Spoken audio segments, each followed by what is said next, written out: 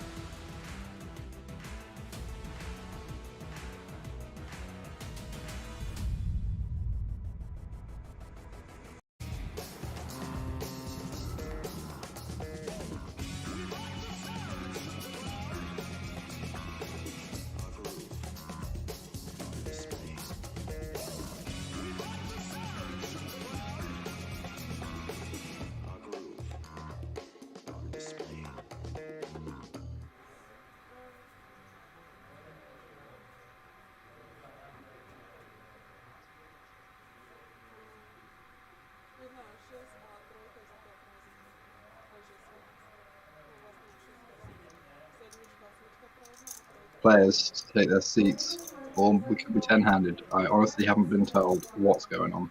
Late registration for the Super League will be open for 10 levels. We will have visitor break after level 5, 30 minutes. Okay? We will still have cards in a while, so you know the new special rules. It's gonna be the same place downstairs, okay? Starting stake is 100,000 chips, and it's free entry optional. I wish you all the best of luck. Okay, we're gonna exchange the TV table every break, okay? So you all get a chance to go there. So, last thing being said, I wish you the best of luck. Last 501,000, declared to 500, and we're gonna shuffle the card to winner, please.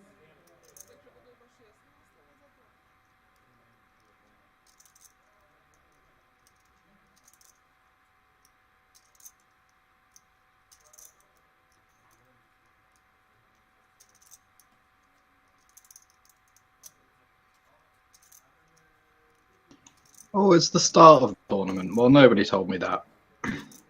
Normally it's the final table, but this is clearly the start. So, welcome to the start of this high roller.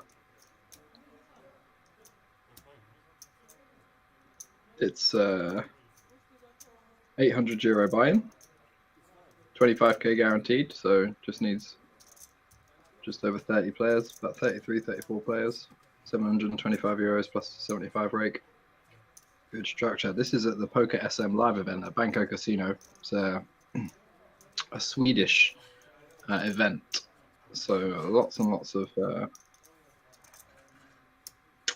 Swedes in the building. The casino is in Bratislava, Slovakia, but this tournament was closed to. This one was open, but their main event was closed, so it was just Swedish players only. This one, anybody could play. I guess they wanted to get a few more players in. Unlimited re-entries.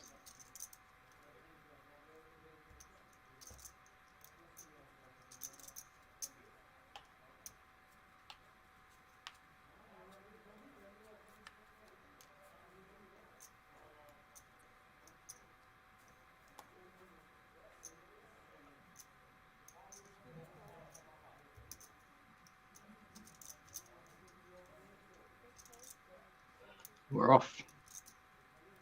Going to be lots of Samuelsons, Rosbergs, and the like, I assume. I've heard that there's only 9 players so far, but I think it will get a lot more than that. There'll be a lot of late reggers.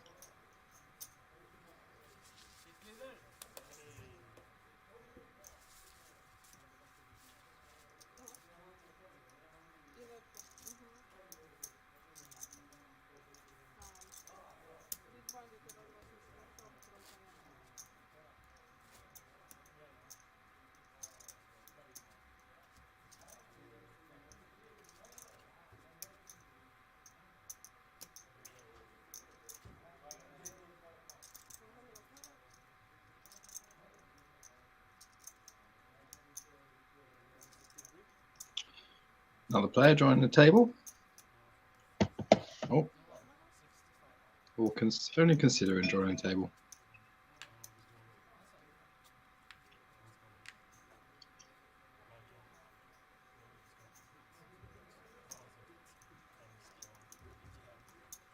I'm enjoying the Swedish themed graphics. Everything's all white and yellow and blue. Very patriotic indeed.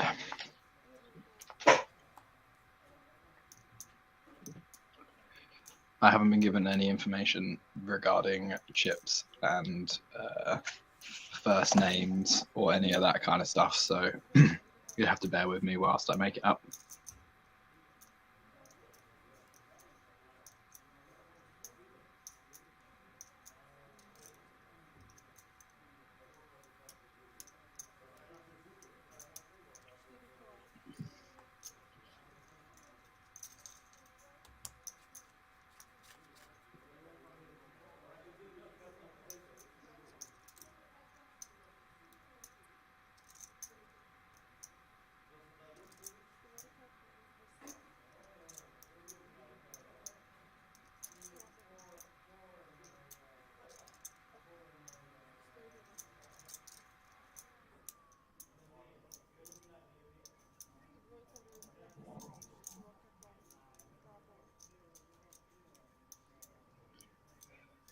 Ace King 4 flop, no flush draw, but Samuelson with the back door. Nut flush draw, second pair for Demi Royals. King Queen with a C bet on the flop. 4 on the turn, probably going to go check. Not really very much to get back from if you're chopping with King X now, whereas you could have got value from worse kings before.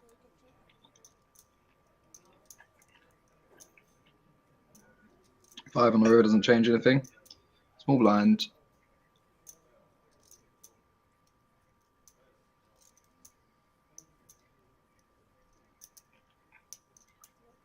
Going to go for some value.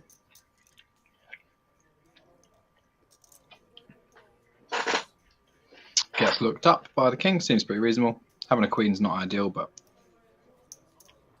we beat some stuff. Chop with the king.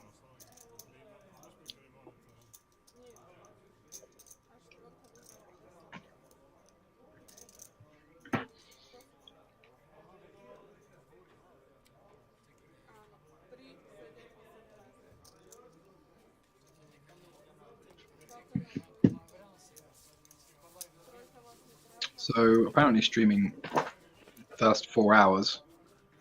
I have no idea why. That is a very curious decision. But we're doing it.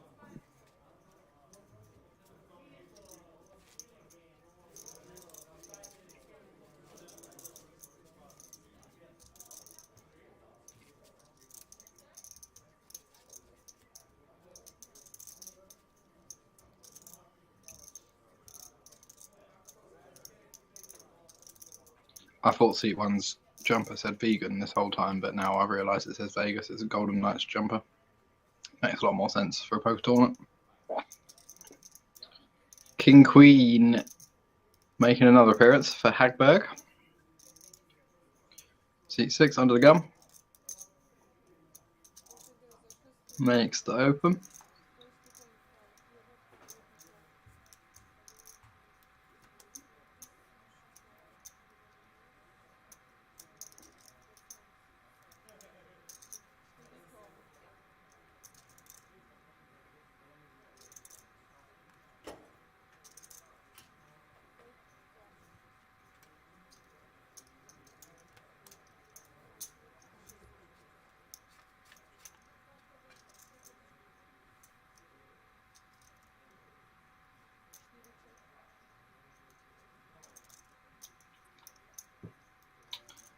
Pocket fives flopping bottom set against the top pair of the King Queen.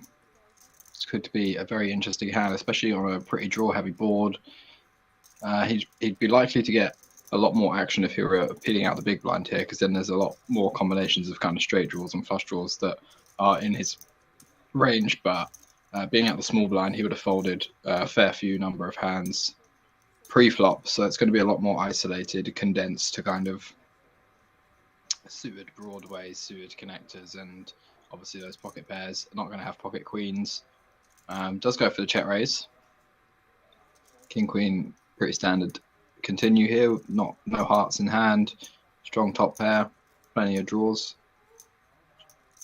4 clubs, pretty relative brick. There is going to be some 8-6 of hearts and stuff like that in the small blinds range, but not very much. And I don't think like 8-6 of diamonds or 8-6 of spades, if he does peel those pre, I don't think they're always going to get check raised on the flop either. So a relative brick doesn't really improve either player to 2 pair very often, doesn't improve either player to a straight very often. So whatever was the best hand on the flop is likely to still be the best hand. A few more hands that could be a draw now. Some Queen X with a flush draw now possible. Obviously you can still have like 7-8 of clubs, something like that as well, 7-6 of clubs.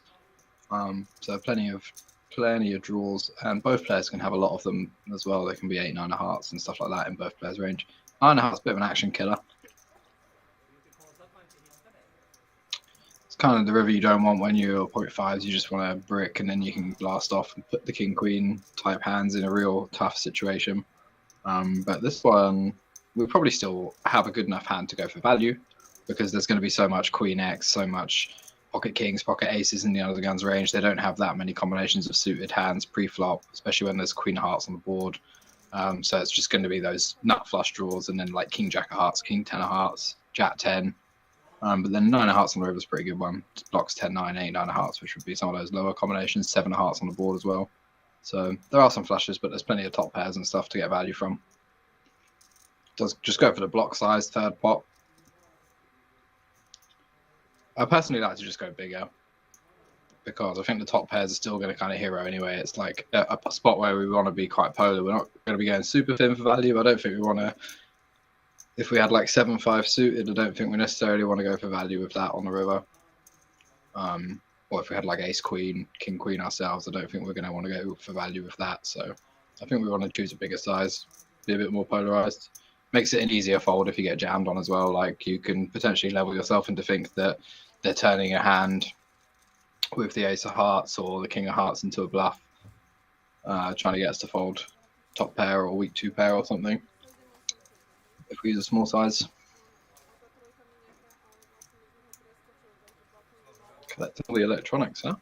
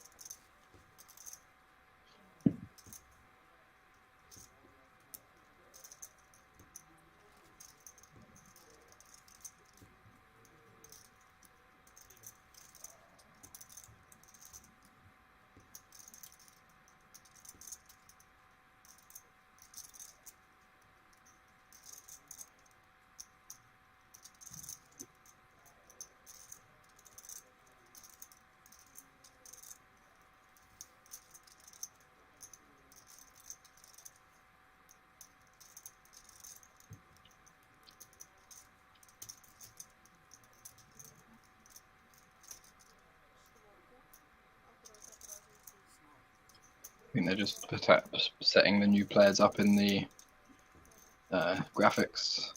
New player. There we go.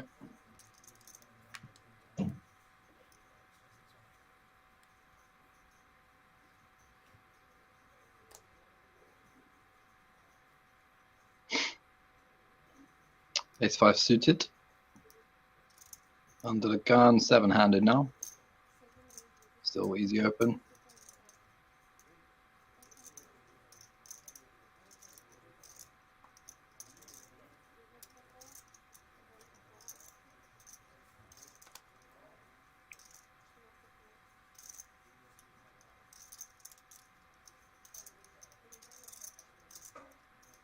Ace 9 off in the small blind. Close one, don't hate appeal, 7-handed. I think it's probably a tiny bit too weak. This deep. But it's probably not terrible. Versus like one position over, if it was versus MP or low jack, I think this is a fine peel. Okay, we've gone for 3-bet. Definitely a better option than peeling. I thought it was peel at first.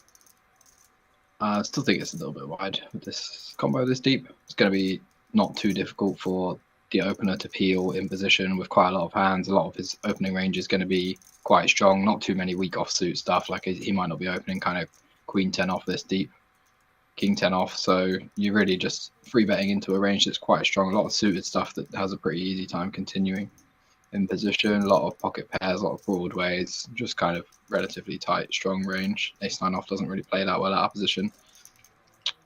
Ace 5 suited puts in the 4-bet. Love it. Great combo.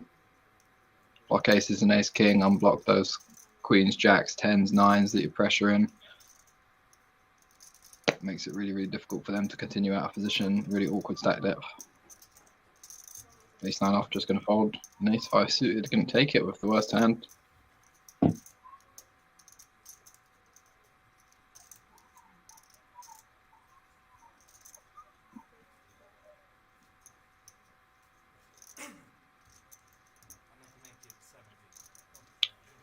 Gets it done.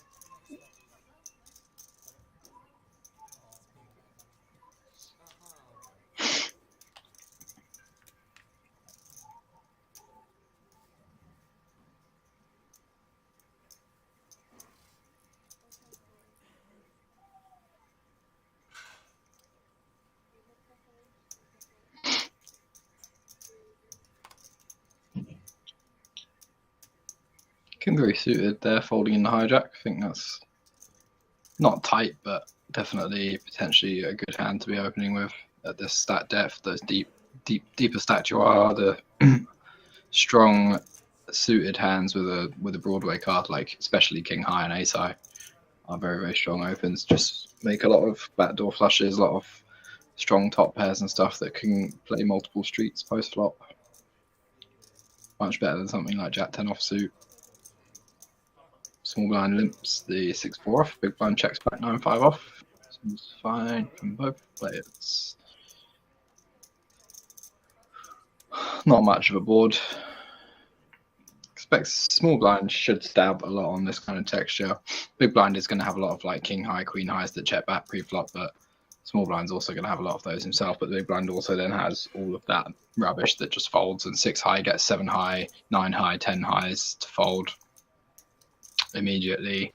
And there's just so many combos of like ace deuce off, even you know, jack 4 and stuff. We just get a bunch of better hands to fold for very, very cheap there.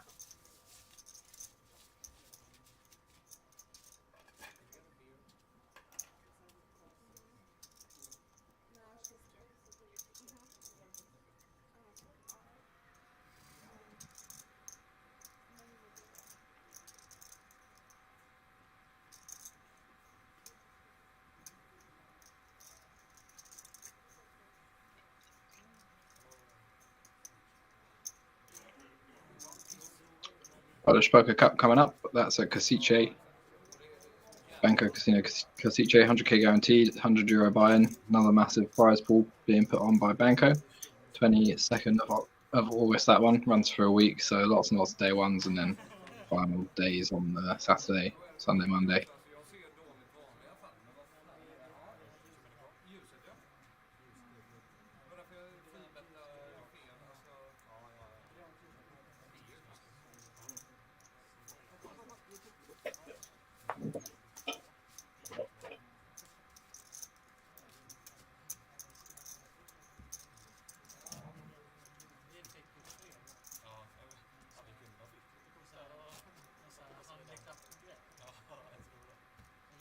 I think it's illegal to gamble in places like Sweden and Norway and stuff. So what they do is they put these series on in another country, advertise it to their players, and a bunch of players travel, see it. They come to Ireland and stuff like that as well. It's quite a cool concept. So they come over and make a bit of a holiday out of it and put a few tournaments on. And they're always a rowdy bunch, gambling guys. Very aggressive poker players as well. Like to provide good action and a laugh. Very entertaining, smart people.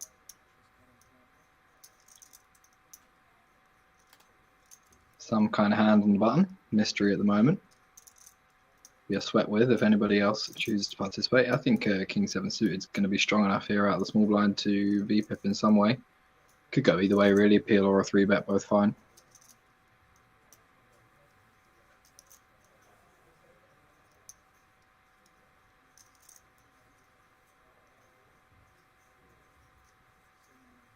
Looks like 3-bet to 10k.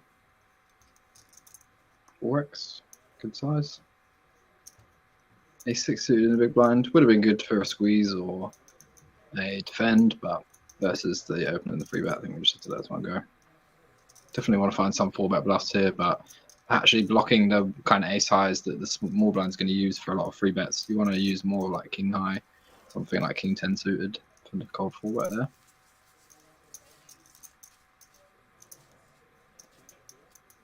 Can't just choose all your suited ace-x, otherwise you end up with tons of combos and you'd be way overdoing it.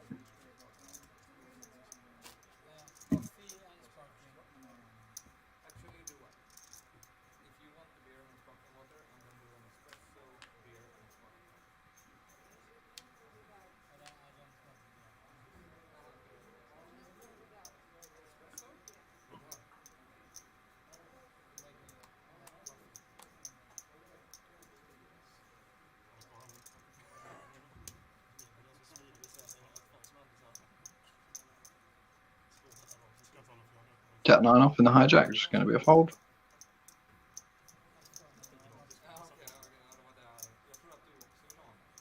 Aces. Lovely. Lovely, lovely, lovely. Not the greatest start for Hagberg. Down, lost about 30k out of his stack already. But aces could come and save the day. Opens to 2.5k. Ooh, cooler. Definitely going to see a big pot here. Queens in the small blind, out of position free bet. It's going to be a big size. Probably going to go to 10k, I would imagine.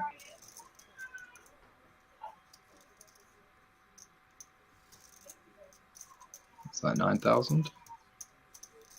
Quick fold from the big blind.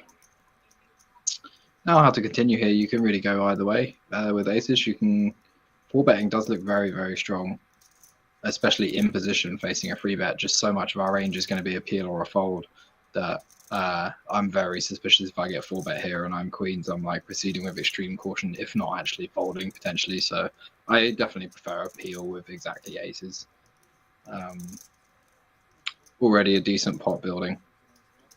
Like if we peel 6.5k, there's like 19.5k in the middle, and stacks behind are only about 60k. So SPR of like 3, pretty easy to get the money in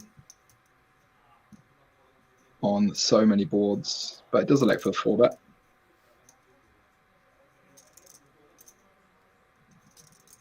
I think queens now just wants to call. When you shove, you really only get it in against, like, I don't think people are 4-betting jacks, so you're really only getting it in against kings, aces, ace, king. It's not an amazing range. I think just peeling and then going broke on boards that aren't ace or king high is the preferred play. But like I say, this like 4-bet in position is just so suspect. There would be alarm bells ringing for sure, and it looks like there are as well for Seferovic. He seems to be aware the situation is not great. Both suits locked as well. Does eventually shove though, which, yeah, I'm not a massive fan of this, to be honest. You're just going to run into it so often facing this action. Obviously easy to say when you see the cards, but it really is the same when the cards are down. It's like, yeah, there just aren't very many bluffs unless you have a, like, if the player's super aggressive and you know they're very, very capable of putting you in the bin pre-flop, then it's completely different. Like it's relatively easy jam, but I think readless and just versus your average Joe player or most players these in the current game, you're just running into it here a lot, hoping to win a flip at best. Nothing changes so far. King 6-6, king 8-8. Sorry, deuce on the turn. Seferovic's just going to need to find one of those two queens on the river.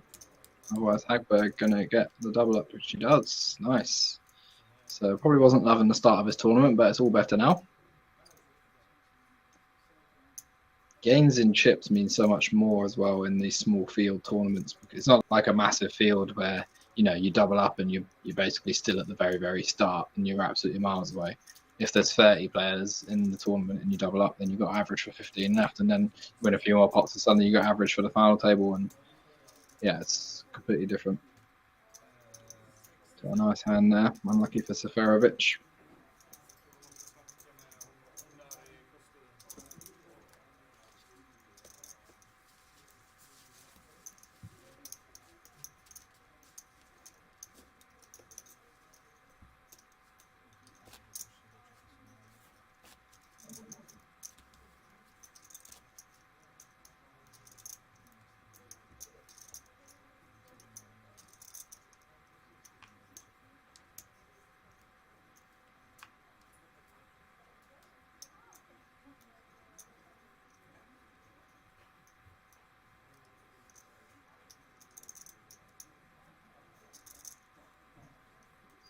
Jack, deuce, no thank you.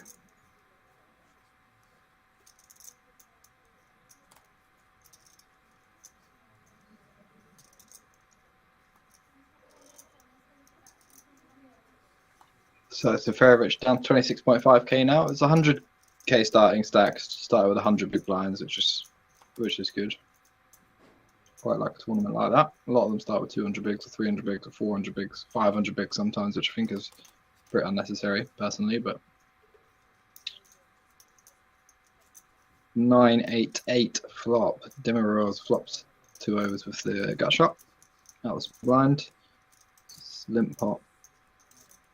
think he's probably just going to want to check this one. Don't mind a bet. Stab, you just get to clear out all those cards that kind of undercast the board. We're going to have the best hand a lot. We could potentially check call versus worse, but he does elect to go for the bet. I think both options are fine now.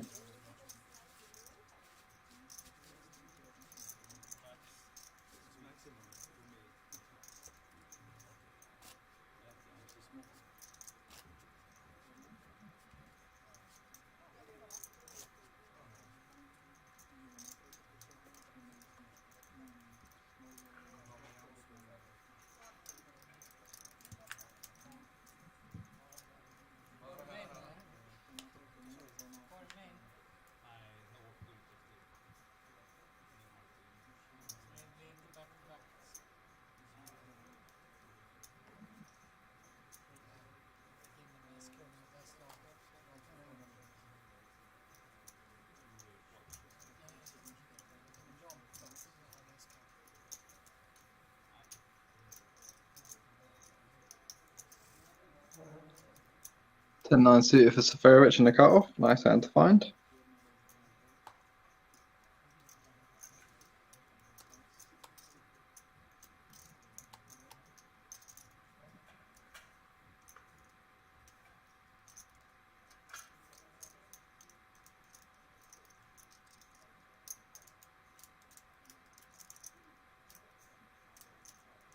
Ace Jack suited in the small blind for Samuelson. Just deciding whether it's a short enough stack to kind of 3-bet call it off. I think that is the play here. Ace Jack suited definitely strong enough versus the cutoff. There's going to be a lot of pocket pairs in there. There's going to be a lot of Ace X that opens, a lot of King highs, Queen highs, Jack highs, obviously. So we want to clear out some equity. Don't mind playing this hand out of position at this kind of stat depth either. We're going to connect with a decent amount of boards. We're always going to have at least an overcard. Often going to have strong top pairs, backdoor flush draws, gut shots, and the like. So Seferovic probably interested in continuing this exact one. Oh, it does just let it go. I'm a little surprised at that. It was a relatively small free bet, and 10-9 suited is a pretty strong hand. I would definitely be continuing with that one.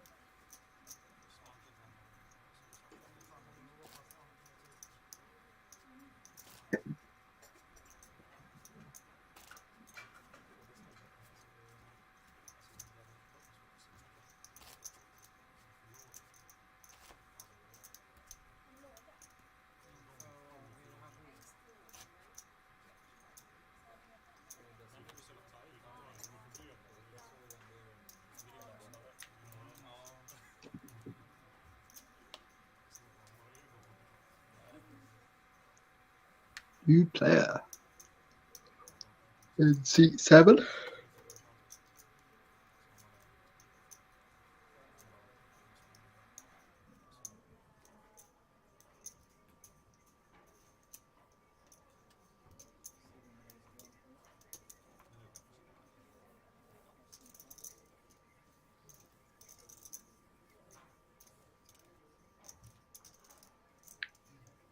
Nines now for Seferovic facing the open. Going to just be all in here. I think 24 big blinds. Doesn't want a free bet, not all in. Doesn't want to fold. So not too much of a decision.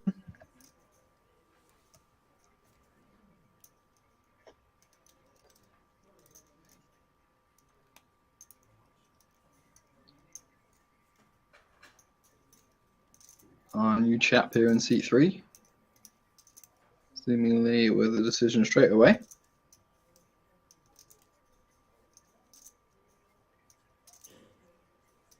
What we got here, potentially some pocket 8s, pocket 10s, ace queen, also similar type hand, ace jack suited, maybe even stronger, and we're just settling into the situation.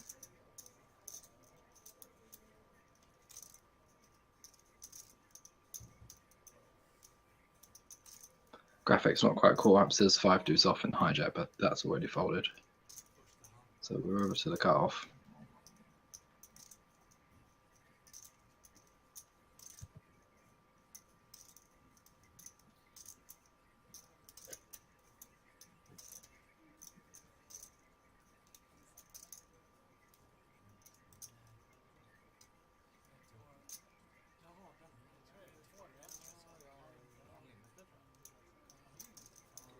Eventually it makes the fold.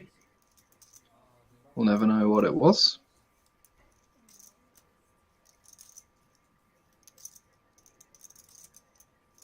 Ace Queen facing 24 big blinds. Close one.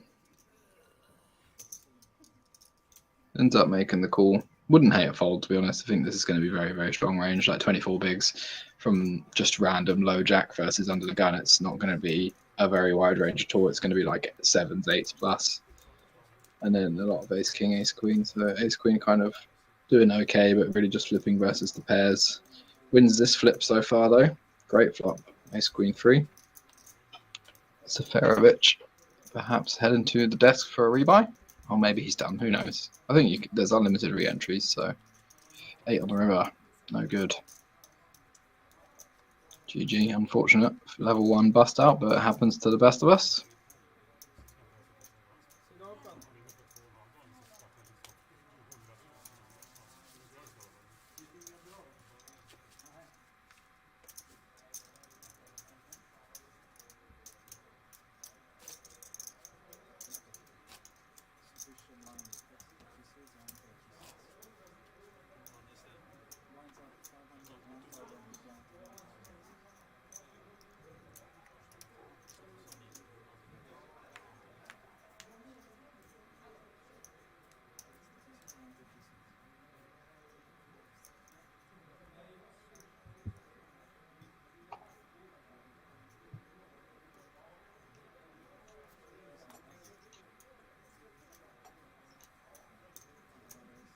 Queen Jack +1. I think it's 8-handed now, I believe.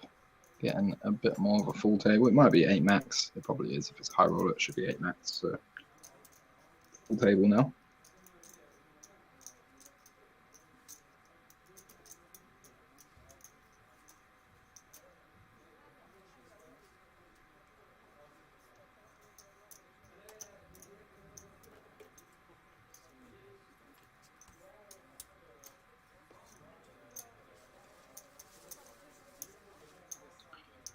Gets it through. Nothing for anybody to fight back with.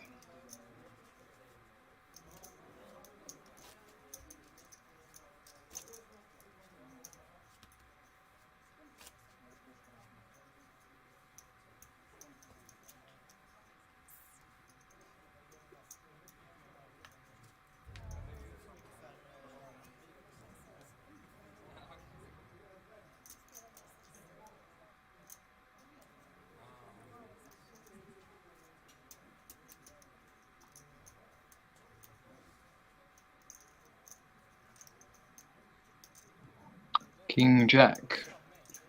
Going to be opening that one, I imagine.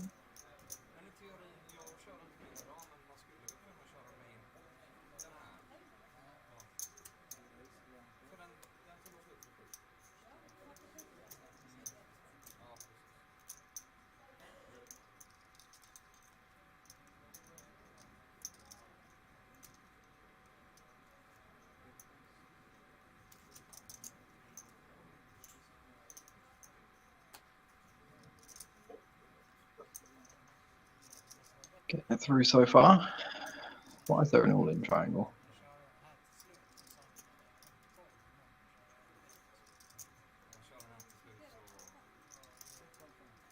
A little misleading, I think, or a bit of an oversight to have that triangle there, but whatever. Like, you could easily just look up and see that chips in the middle next to an all-in triangle if you weren't paying attention. Ace King, though. Big blind, very nice hand. Finds the free bet. Good size, up to 10k.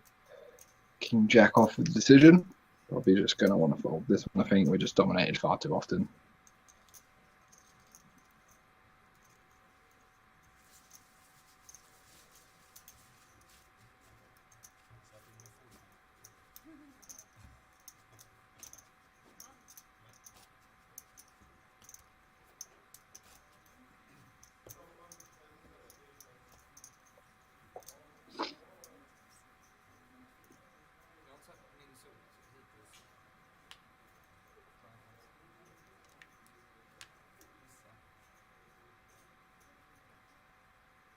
He's 10 suited under the gun.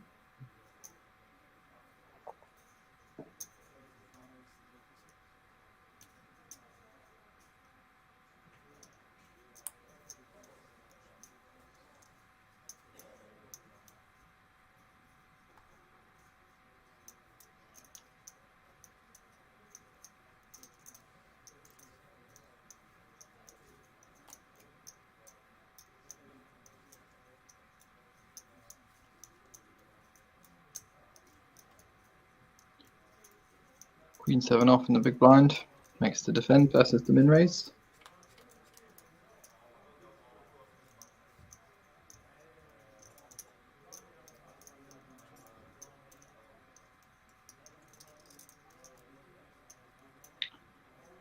Pretty solid flop for the ace 10. Nothing going on for Queen 7 off. Couple of backdoors, but don't think we're very interested with just the 7 of hearts. Perhaps if we had Queen of hearts 7, we might find a little aggressive check raise, but I think, yeah, that combo is just going to get folded.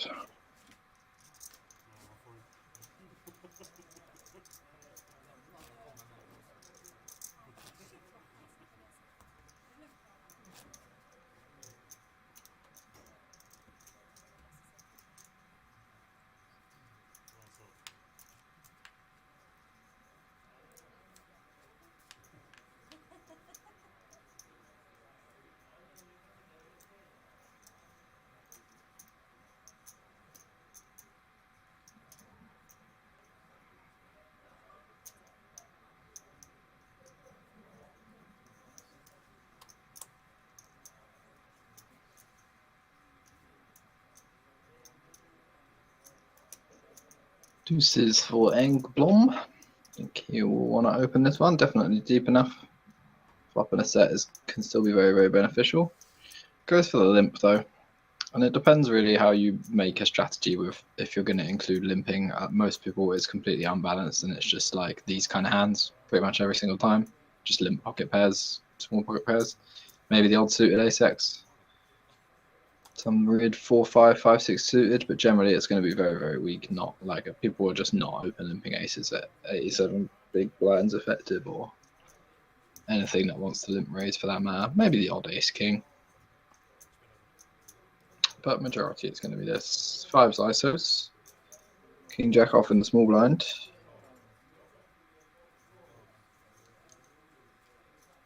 Going for the squeeze makes it 15k.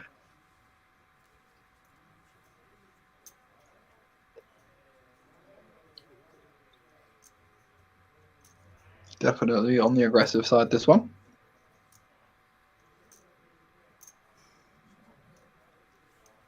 Gets the fold though from both pairs. Nicely done.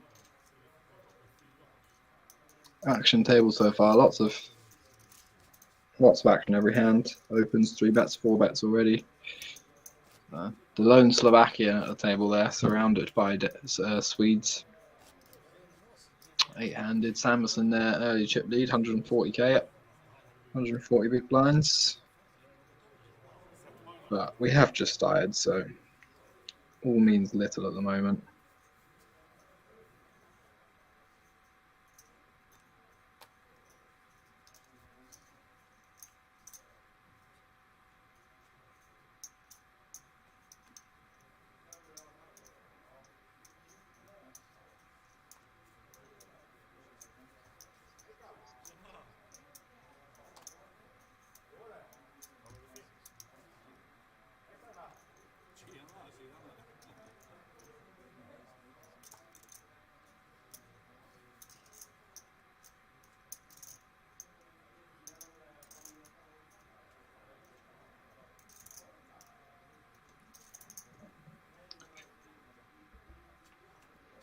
Tackle again, taking it wide. King 5 off on the button.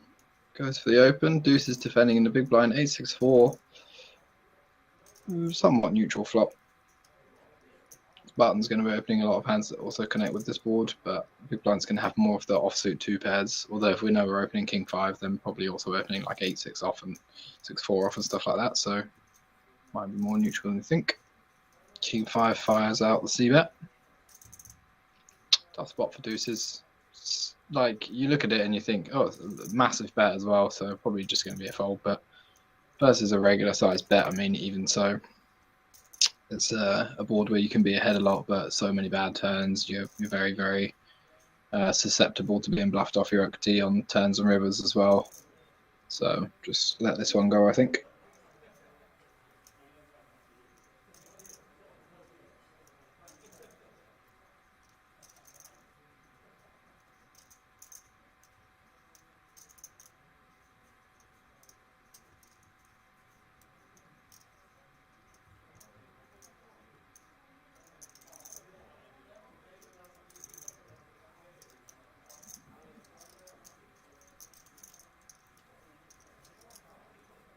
Deep in the tank about this one though.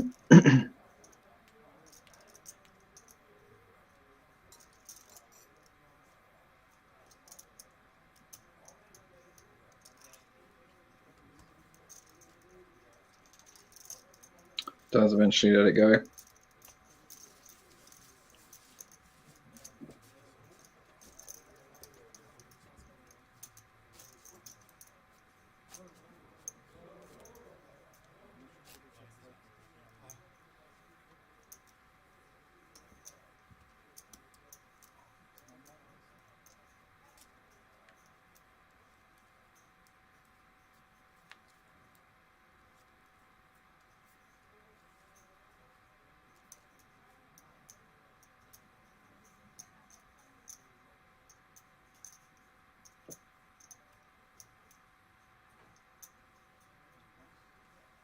Not sure how long the levels are. I assume 40 minutes.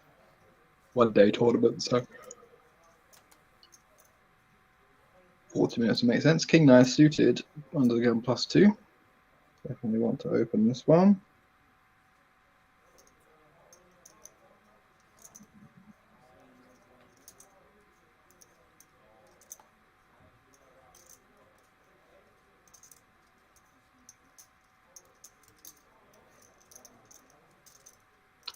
Cool. Ace-5 suit, Ace-10 suited, sorry, in the cutoff. Goes for the call. Flank fist, also Ace-10 offsuit in the small blind. Goes for the peel. King-3 off, just going to let it go out the big blind. Go 3 ways to the flop. King-9 suited in pretty decent shape. But see what he can make happen post-flop. All players brick the flop, not even a backdoor flush draw for Linkfist or Teckle. Linkfist has that ace-high backdoor flush draw though. Ace-10s both obviously have the overcard. I don't think it's a board that King 9 suit is just going to want to stab blindly. I think this one goes check, check, check a lot.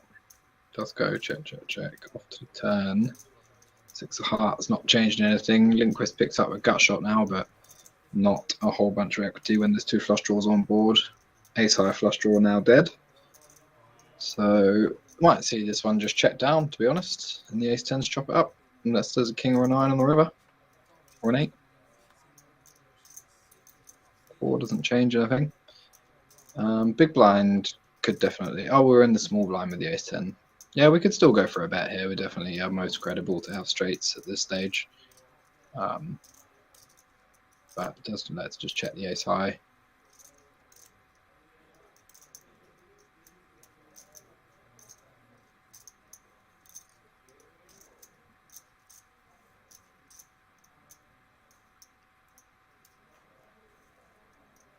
I think there's contemplating the bluff. Let's go for it. And should be successful here.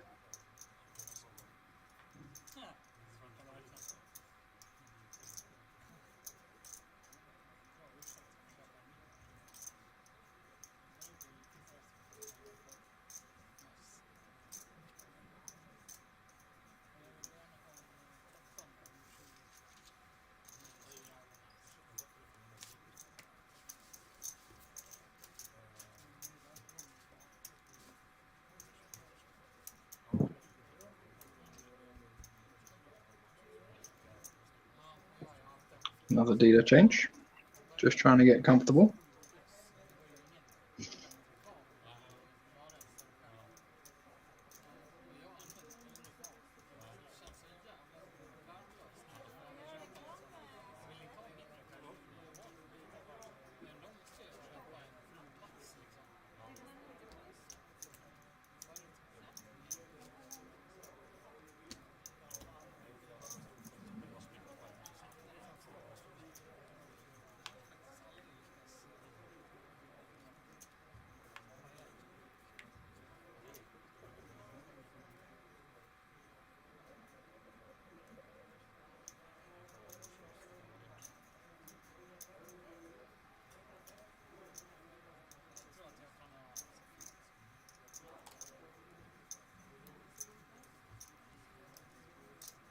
Fold.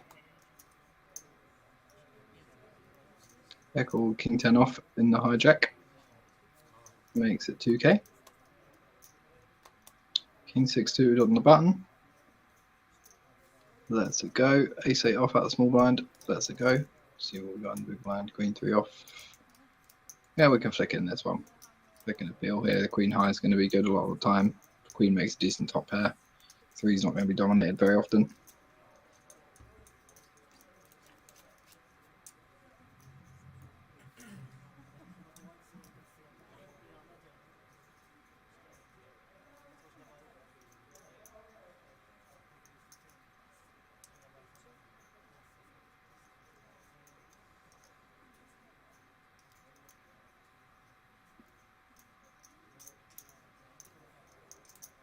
Six, 4, 3, monotone flop, all clubs.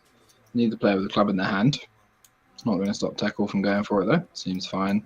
Go for a range bet on this type of board. Just goes for one big blind. Queen 3, no club. Not loving it, but I think we've got to defend versus such a small bet.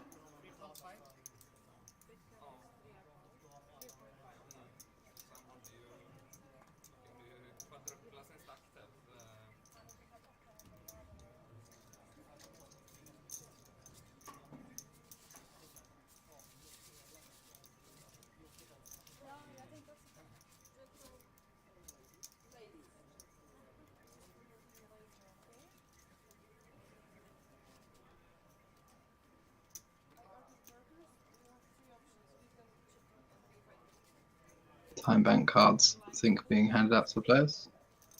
Not sure, or maybe buffet or something like that. One guy turned it down, so makes me think it's probably not time bank.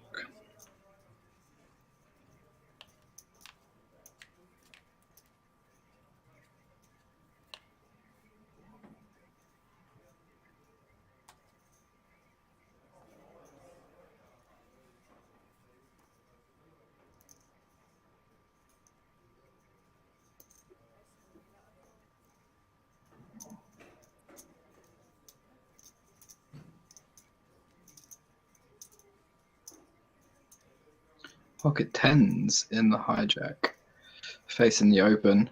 Interesting decision whether we want a 3-bet or call. I think either are fine at this kind of stat depth. 3-betting is nice because we isolate against players behind from entering the pot. Don't get the big blind to come in, and we're going to be 3 ways pretty often if we peel. So it does elect to go for the 3-bet, which I like. Quite small sizing. Not generating much fold equity versus much of the opening range with that size. But perhaps that's part of the plan.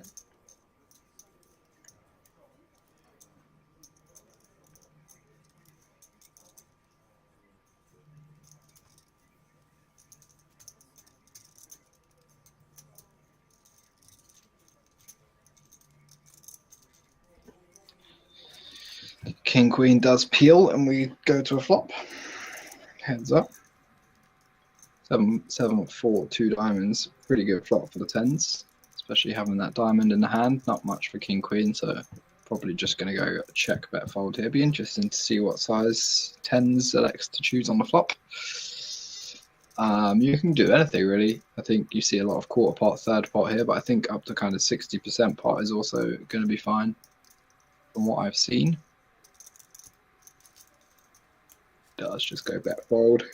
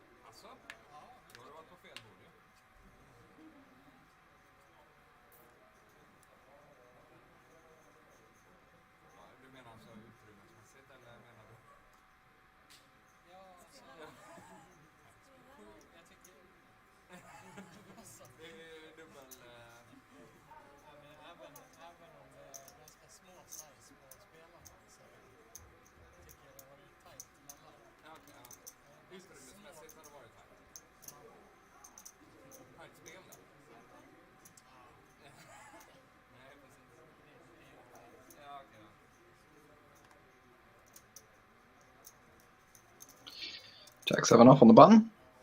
This one's just a little bit weak, I think. Jack 8 via the bottom one there. Does let it go and falls around to the big blind. Gets the walk. Ace Jack suited. Hate to see it.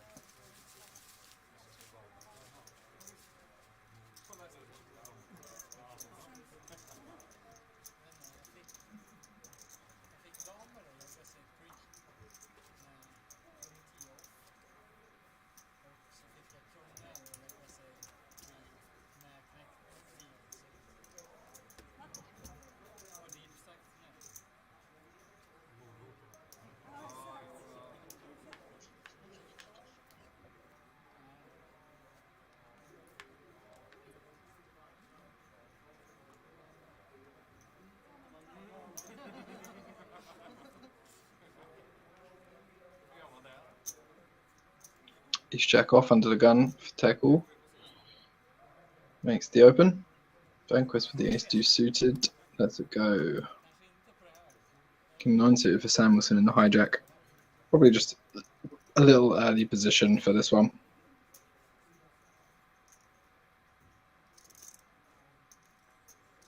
Just let it go.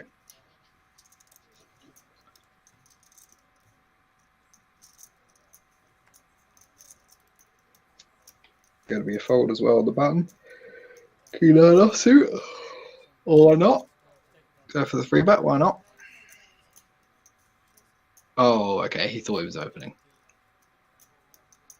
So it's going to go as a call. Unfortunate. And we know that King 9 suited has been folded as well, so 10-3 suited going to complete. Go three ways.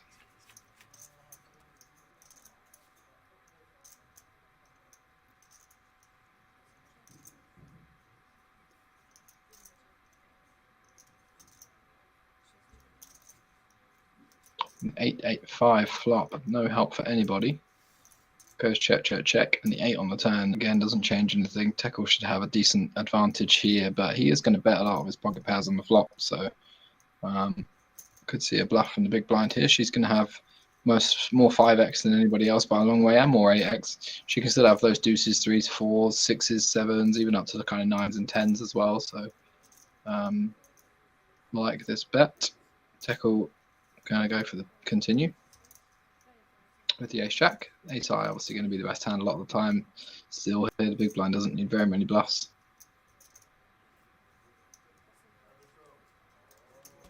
Oh, it's gone for the raise to 20k. So repping the check back over pairs. Seems a bit unnecessary with ace high because we're really just targeting a 5, and I don't think a 5 is necessarily going to fold every time. And there can be stronger hands in the big blind's range, plus we just beat a load of bluffs. So, but Teckle getting moved now, which is a shame because he was definitely on the spicy side.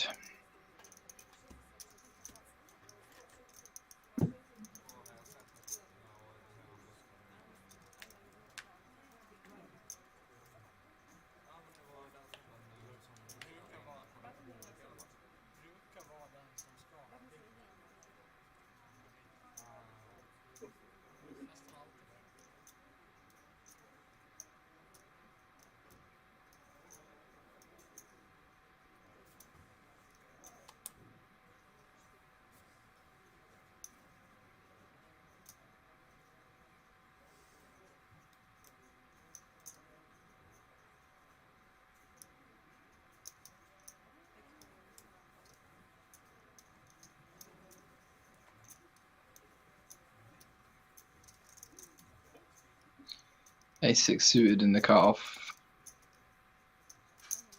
Going for the open.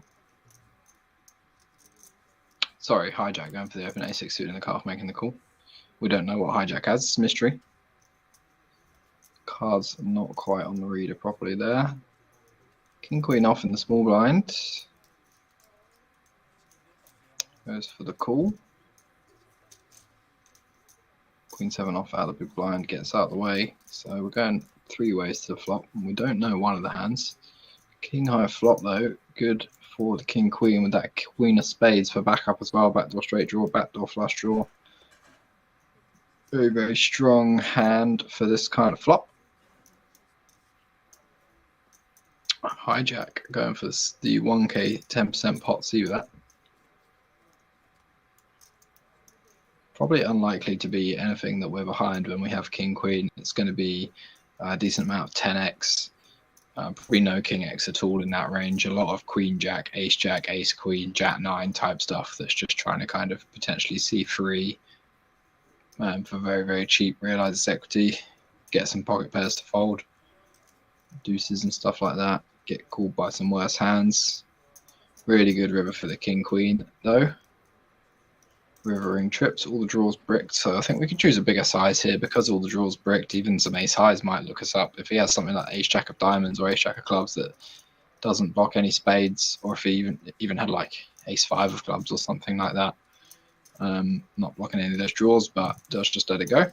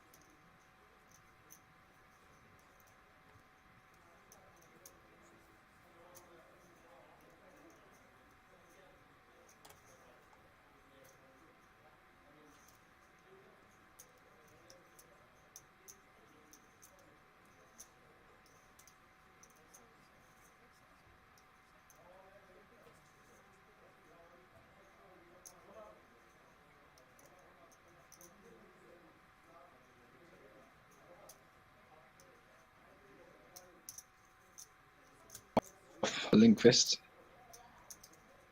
makes the ISO facing the limp from Engblom. Again, we don't get to see Engblom's cards, so perhaps one of the dealer or one of the floor staff will give him a bump to make sure his cards go on the reader. Thankfist in the big blind with a 5-4 suited. Just lets it go, which is very, very tight. I mean, that's a very good hand to be getting involved with versus this ISO. We're not going to be dominated very often at all. Just a hand that has really good equity and it's going to connect with a lot of boards. Very, very playable hand, but does let it go. King Jack 6 rainbow. Gut shot for the ace 10. No backdoor flush draw. And of course, we don't know what Engblom has, but going to be a range bet on this board, I would imagine, for Linkfist. He's going to have a lot of very strong hands here. Tons of ace king, king queens, pocket jacks. Can have sixes still, can have king jack. Obviously, those ace queens, ace tens, drawing, strong draws as well. And we saw Engblom open limp earlier and he had pocket deuces, so I wouldn't be surprised if this is a similar range, similar kind of hand. Yeah, it was deuces. Does just let it go. So this is the problem with limping just these kind of hands. You leave yourself very vulnerable.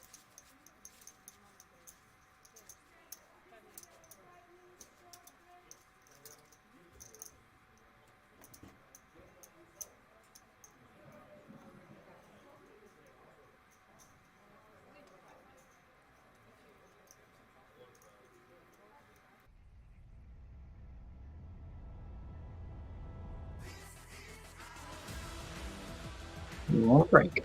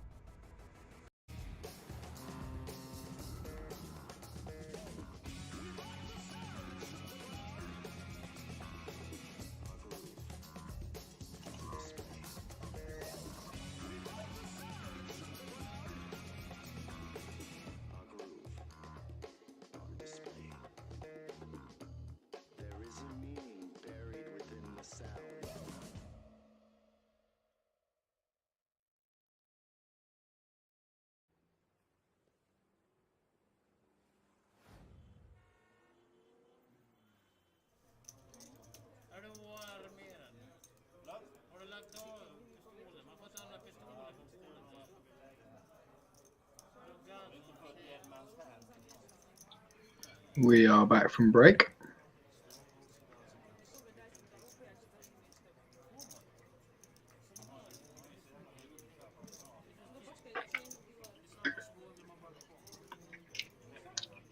Chip leader there, already up to 3 starting stacks, so it was a 100k starting stack. Very, very nice start for him.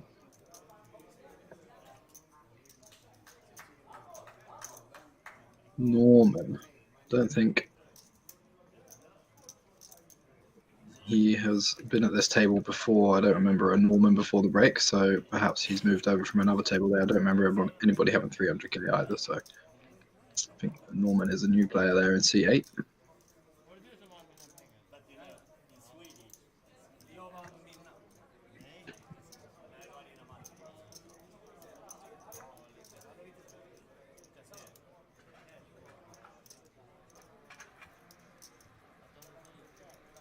Oh, it's a whole new table, that's why.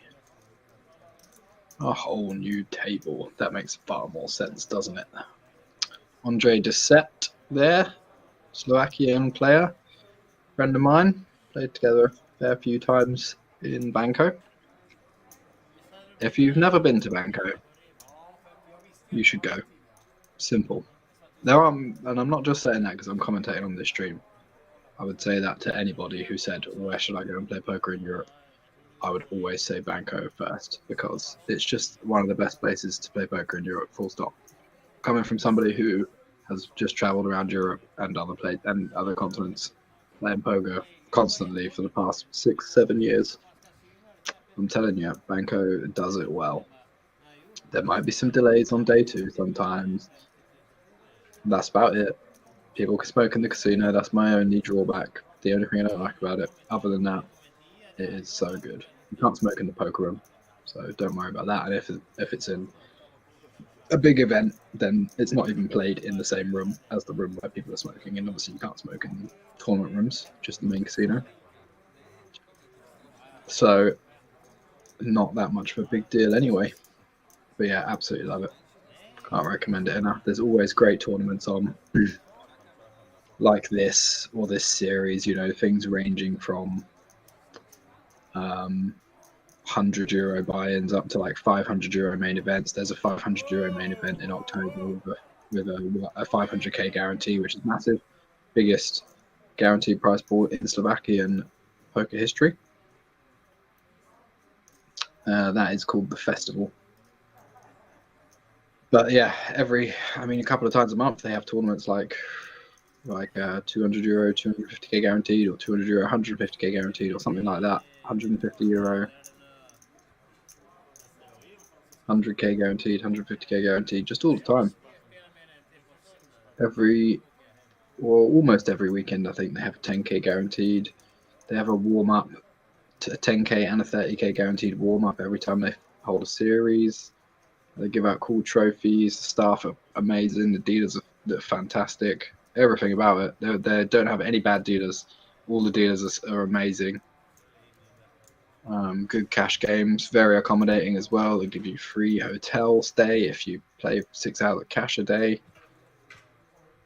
And it's attached to amazing city. Bratislava is a really, really great tourist destination. It's just a cool place to live as well. If you're the kind of person that likes to go somewhere for extended period of time and just kind of settle in for a bit, you know, spend a month or two even, Bratislava is a great place for that. Loads of nature around, very, very pedestrian friendly. The whole of center of the old town is completely car free. Loads of great places to eat, loads of gyms, loads of outdoor spaces, very open air, amazing architecture. It's just awesome. Like, you can't beat it, honestly.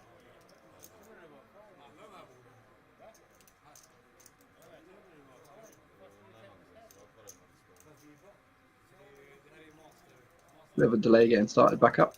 Not sure what we're waiting for. Must be a few minutes left on the clock or something. Perhaps technical difficulties.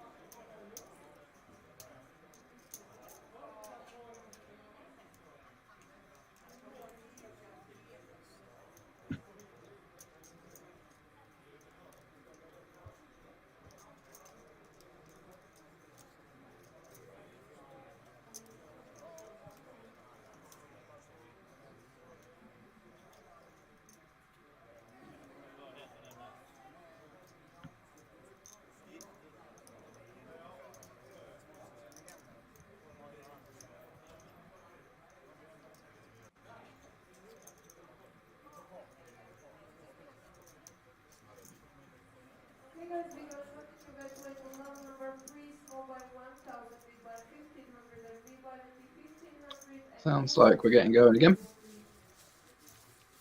Small blind 1000, big blind 1500, 1500 ante. 100k starting stack, so that's worth about 70 big blinds now.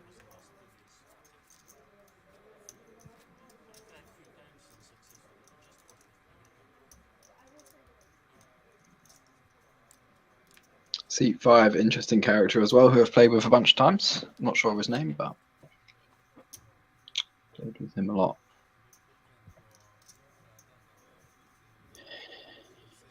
Likes to click buttons, if I remember correctly, so should be in for an interesting game. When's it ever boring?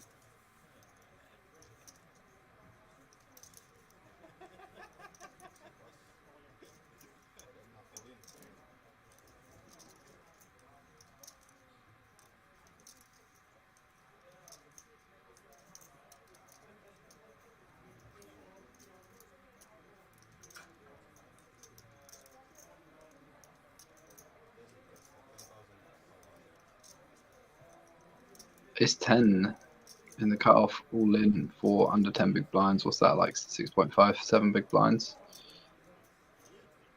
Ace-8 suited on the button with the decision. Seems like we should be calling.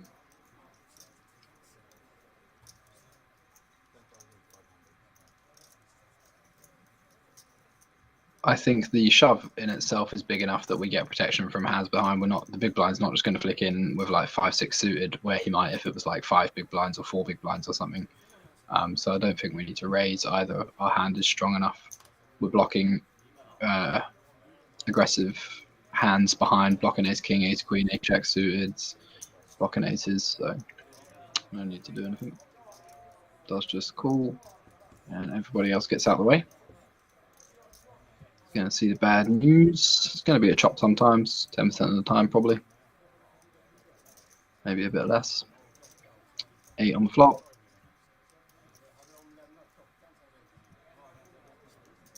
Ace 10 now, the one drawing to 3 outs.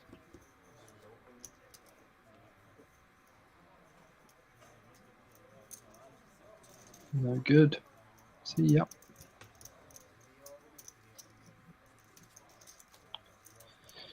It's just the way it goes sometimes.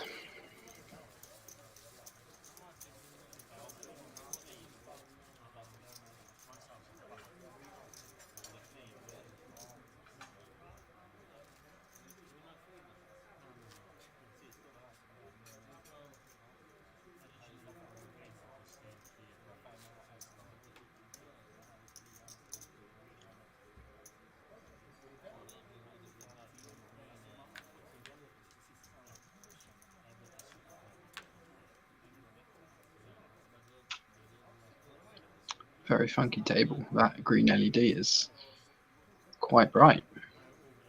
Not seen this one before. The setup changes every final table we do, which is quite cool. Run by the same people and in the same casino, but I guess each individual tour wants to put their stamp on it.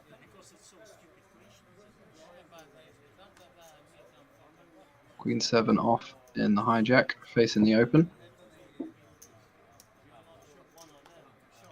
Norman with the full 3x off his enormous stack.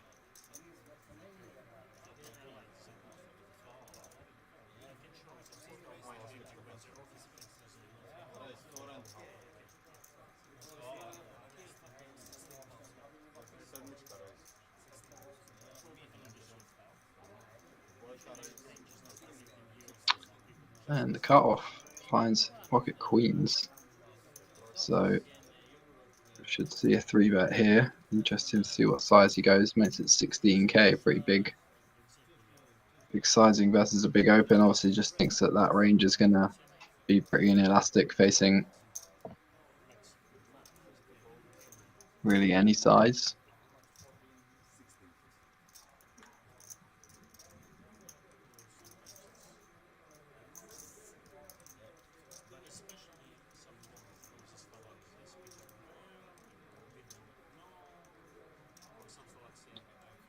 This is our man Norman with the cap, is it? That's the king jack off guy. So Seems the wise decision.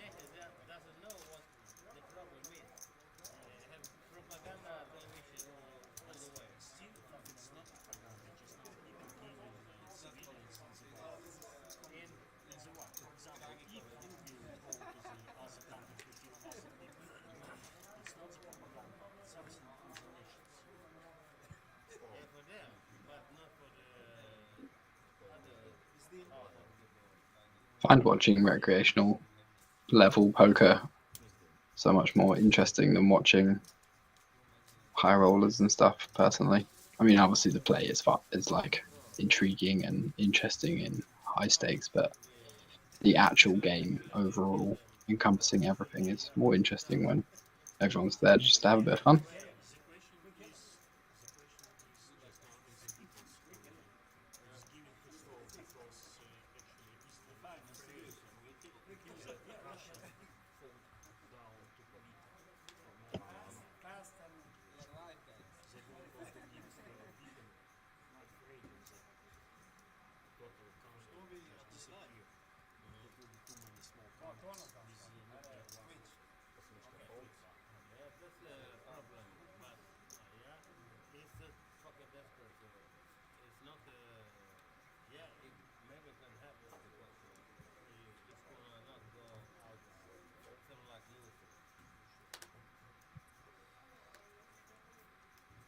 Andre in the cutoff, sporting his traditional teddy bear that he always has.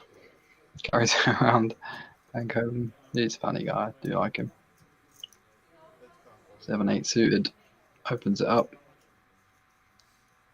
Button all in for 10 big blinds. And small blind finds ace king. Ronshin. That's his name, is it? Don't know his first name, obviously.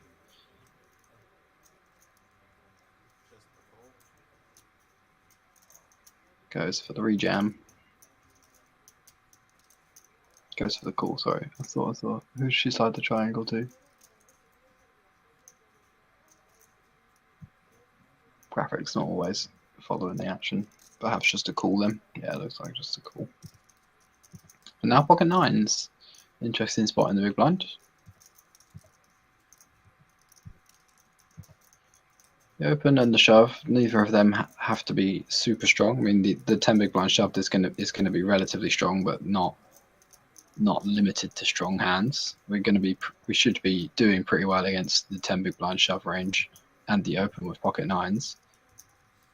We would be calling if the small blind had not called. So that's a question of what do we do when the small blind calls. The small blind's range is going to be quite strong because he's not just going to want to like cold call here with pocket sixes or something like that. I don't think.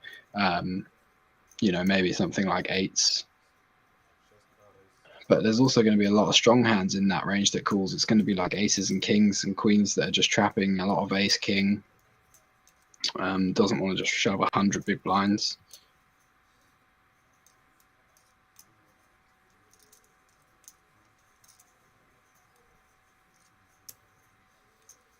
And now Norman, feeling the pain, having clicked it back and getting shoved on for an absolutely massive pot. Now it's 100 big blinds. Suddenly, this is why, like, do you want to just raise fold nines if like the opener shoves, or if the small blind shoves versus your ISO, it suddenly is pretty bad.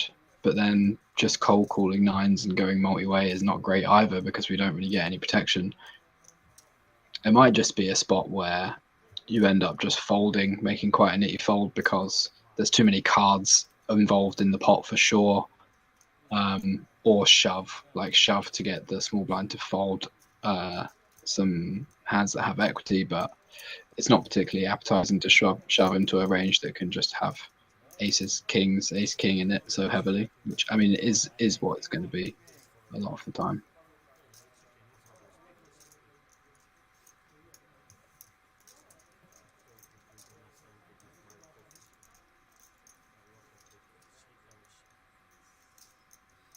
Norman in a right old big all now.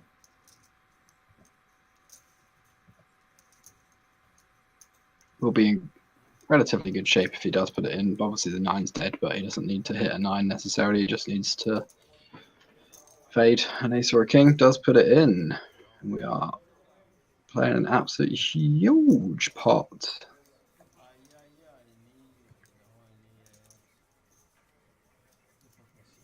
$312k in the middle. It's more than that because it's all in for 146 plus the all in 15.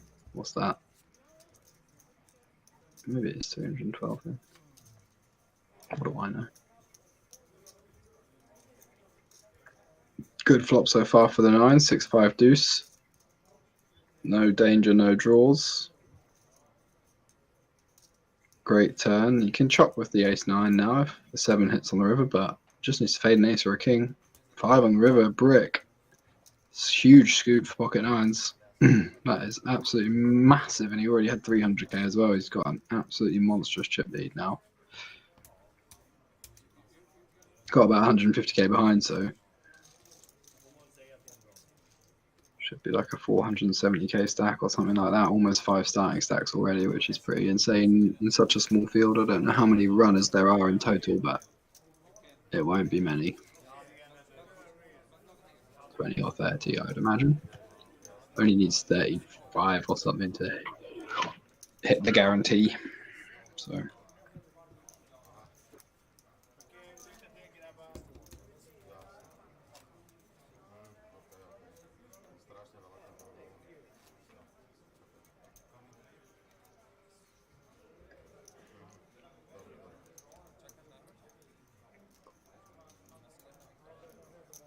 Assume we're just waiting for players now.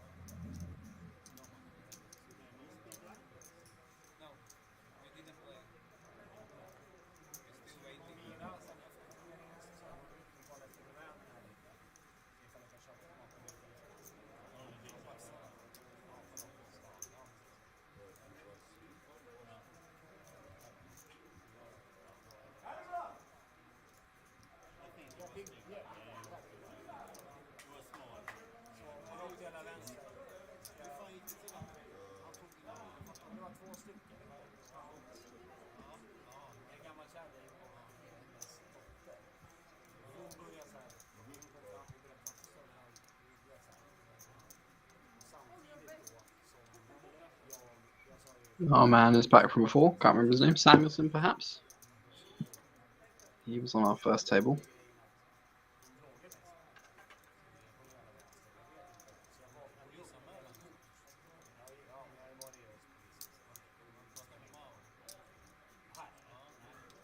Still only 5, though. I imagine there's at least one more coming.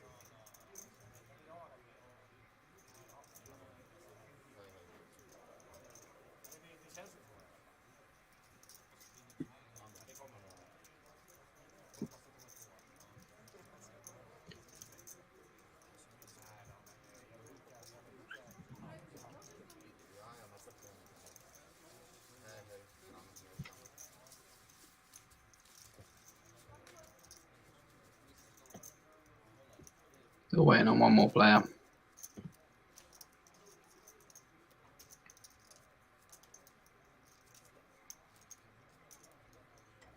Well, no, dealer shuffling, so guess we're playing five-handed.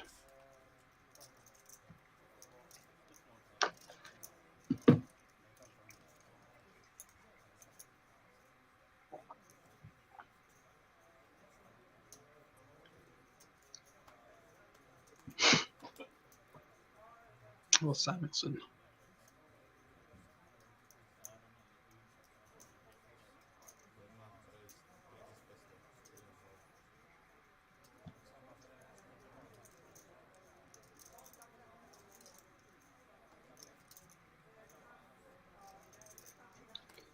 Samuelson finds Jack 10 suited under the gun, first hand.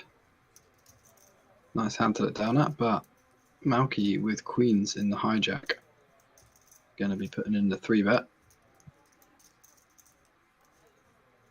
Still relatively deep as well, so depending on the size, I think Samuelson's going to want to continue with this hand.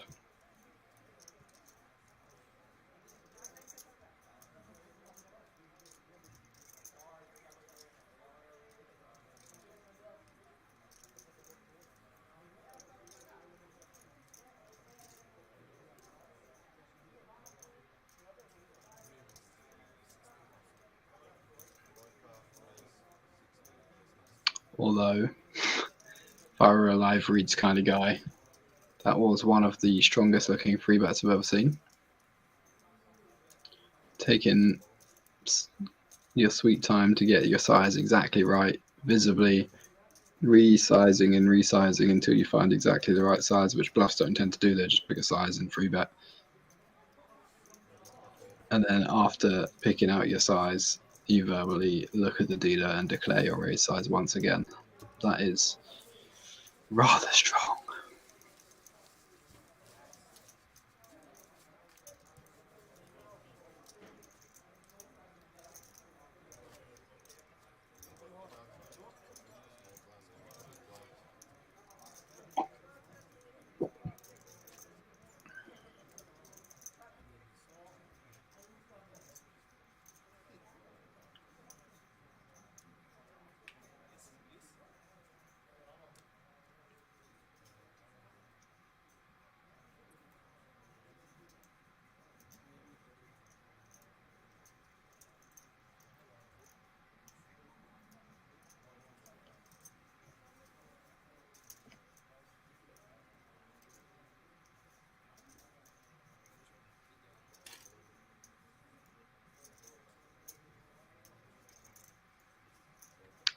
Do we get another player now on seat 4?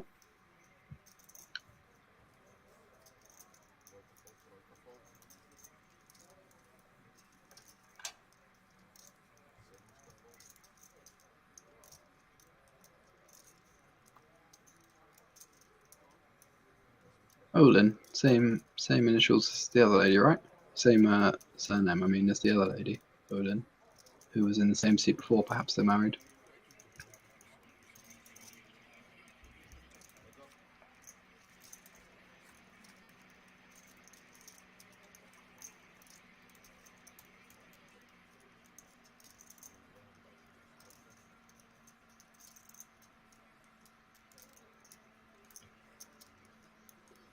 Samuelson with the 9-3 suited takes a stab at it, gets it done.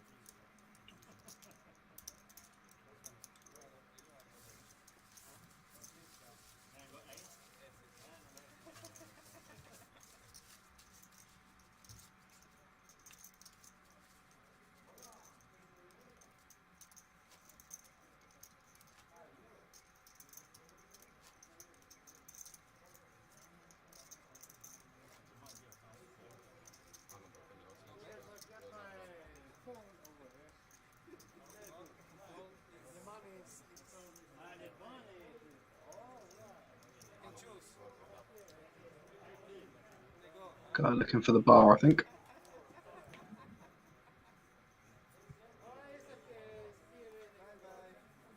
Recognise seat 4. He's played on the final table here at Banco before. Can't remember exactly which one it was, but definitely remember seeing him.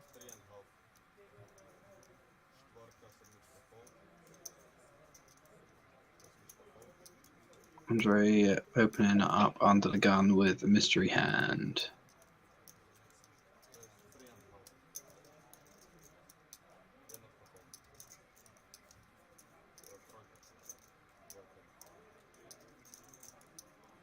Ace Jack in the big blind for Malky, so he's going to be defending. 3-bet versus under the gun seems unnecessary. This kind of set depth.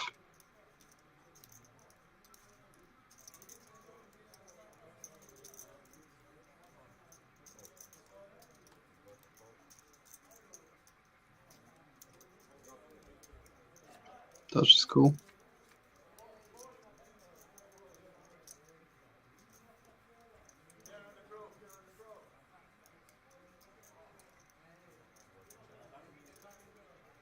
Still don't get to see Andre's cards though. They look like they're on the reader.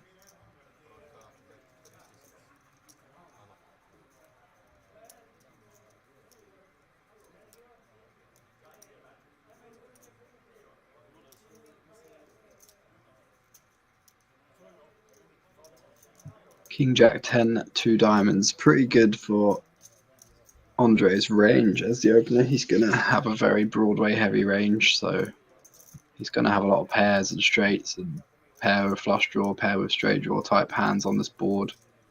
Ace Jack obviously way too strong to fold to 1-bet. Middle pair and the gut shot is going to be ahead a lot of the time.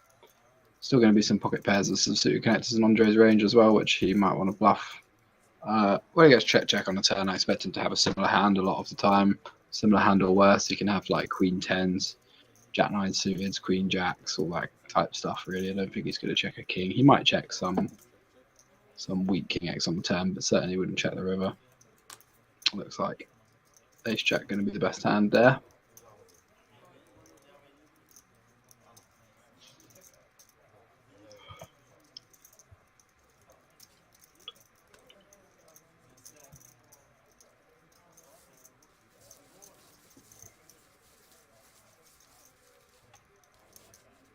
Six three suited, Andre had what? Didn't open that under the gun, surely.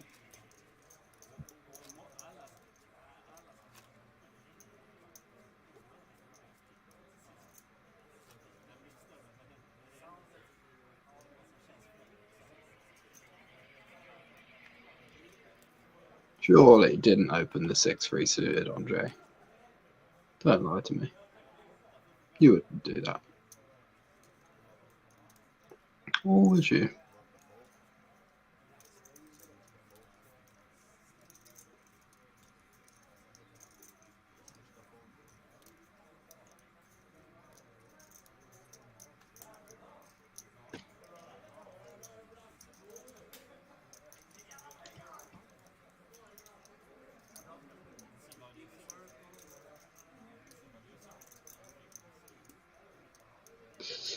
King 8 off in a small blind. Folded 2.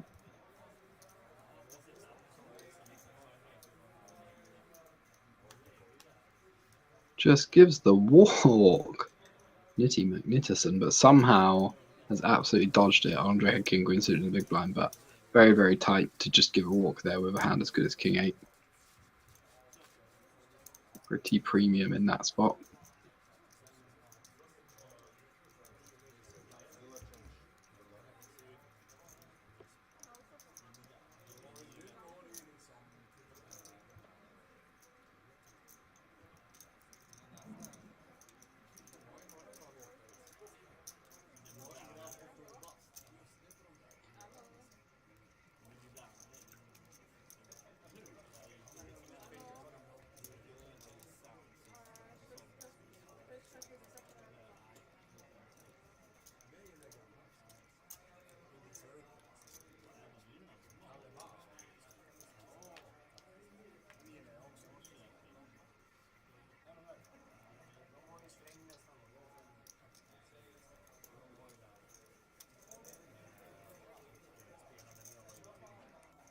Norman under the gun. Goes for the open. Another hand that we don't get to see just yet. 460k stack. Look at that. Lovely. Cracking start. Level 2. Unless there was 2 levels of 50, 500, 1k, and that's why it felt so long. That would make sense.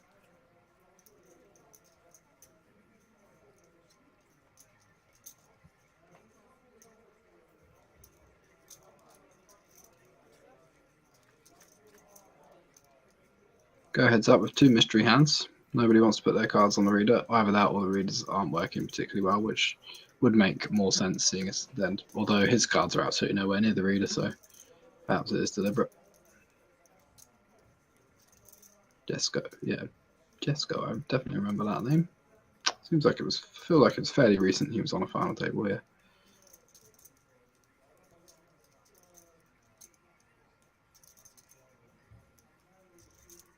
So I know Norman has ace queen now. Still no word on what, I think his name's Peter. But I don't want to call him Peter just in case it's not. So I'm just going to stick to Jesco. No word on what Jesco has just yet.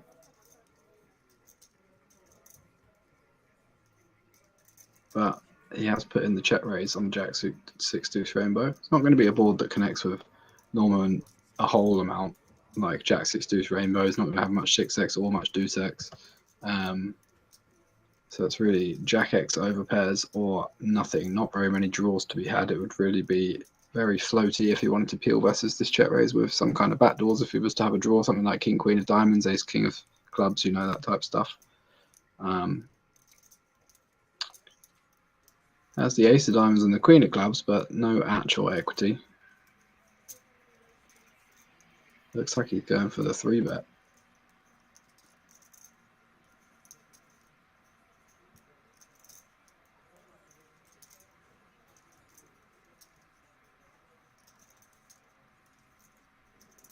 Puts in the 3-bet on the flop to 30k, just the airball blocking strong top pairs.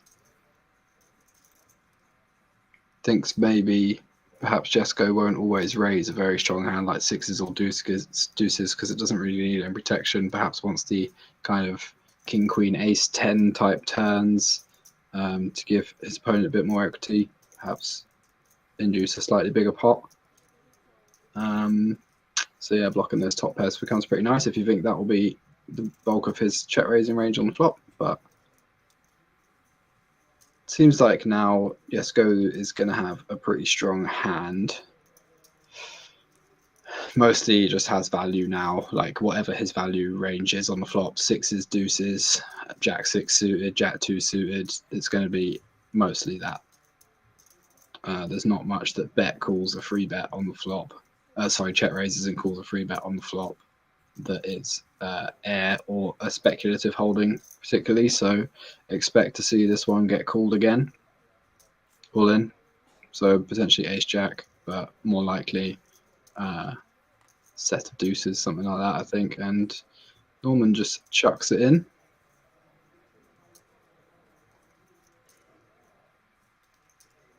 Ace jack. So yeah, what's just check raising ace jack on the flop. Norman drawing now just to a queen, big pot, going Jesco's way otherwise. Weird to shove the turn, I think, in position with ace jack. Oh, we're not in position. We're out of position. Yeah, fair. I mean, reasonable, but still, like, if your opponent's bluffing, let them bluff. If not, we're just miles ahead. And he's probably going to be going for value with whatever he's going for value with anyway. So no need to stop him bluffing. But does hold king on the river, doesn't change anything. Just go gets the double up. 200k pot.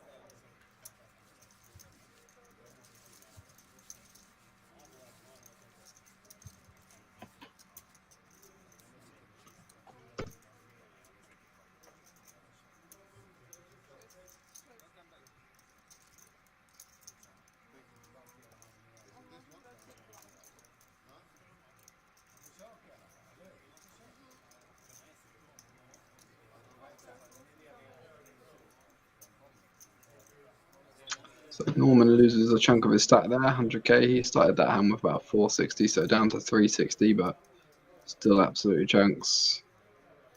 Bit unnecessary that hand. I think the ace queen click on the flop. Like we can just float if we think he's check raising wide. We can just float ace queen. Has pretty good equity. You got backdoor straight draw, 2 overcards. You're in position.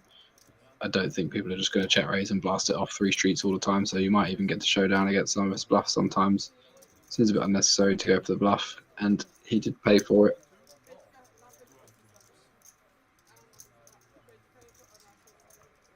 You can just call the check raise on the flop, turns the ace, now calls it down, and if he has a better hand, so what? But at least that way you allow him to check raise something like 3-4 with a backdoor flush draw on the flop and then just bluff it off. When you 3-bet the flop, you don't really give him that opportunity anymore. So now when you bet the turn and he shoves, he's just going to have like really, really strong hand every time. So I'm not surprised at all. He had ace jack.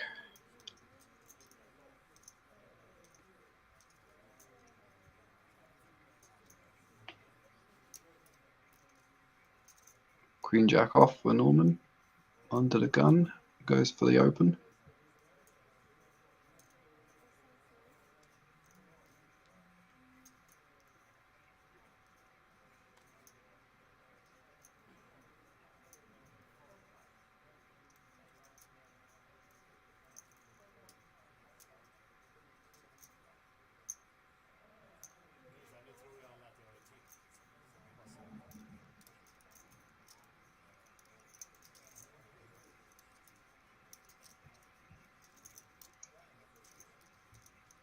Samuelson calls in the hijack. It looks like the cards are firmly on the reader there, but not picking them up. Has put in the peel, so he's going to have some pocket pairs, some jack 10, 10, 9 suited type hands, a few maybe ace queen offsuit, some pocket 10s perhaps towards the top of the range. So that's going to be a pretty good board for Samuelson's range. Undergun not going to connect with this that much. You're going to have some flush draws, some overpairs obviously. You can have 9s, 5s, 3s. But not gonna. It's going to be lacking more of the kind of 9x, 5x type stuff. Less flush draws. Goes for the C bet with the air ball. Guess he's just trying to pressure something like king queen of spades, just get an auto fold from a better hand.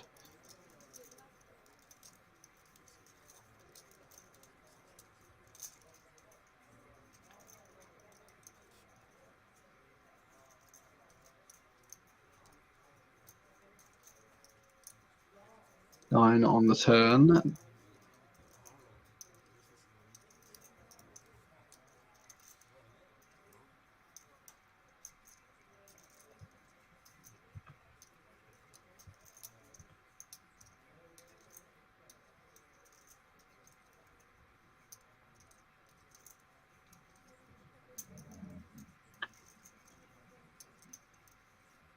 Norman now bets 11.5, 20.5k, 25k.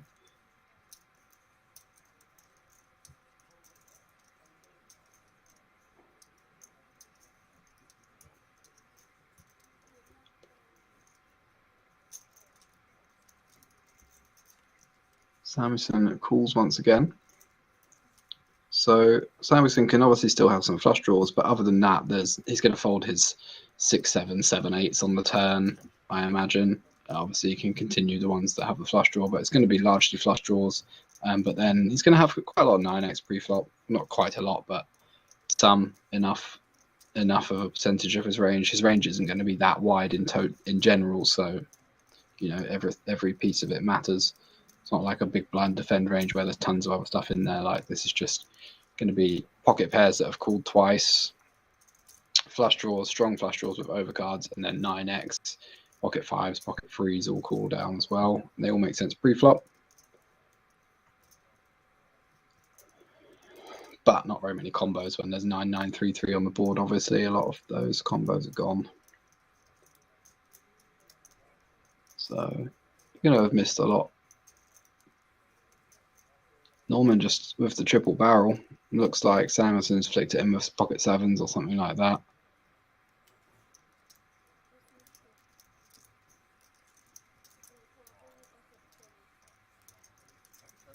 Can't see that, but it looks like pocket sevens, pocket eights. Pocket eights, nice hand. Tough spot to just like bluff catch free, but really Norman's repping a much tighter range. He's basically just repping an iron by the river. Like, what else do you bet 3 times on that board? You don't bet over pairs 3 times, I don't think. Probably check at some stage. So yeah, not really repping much. No hearts in Samuelson's hand, I don't think, or if he does, the 8 of hearts is not very relevant anyway. He's blocking those overcards with flush draws.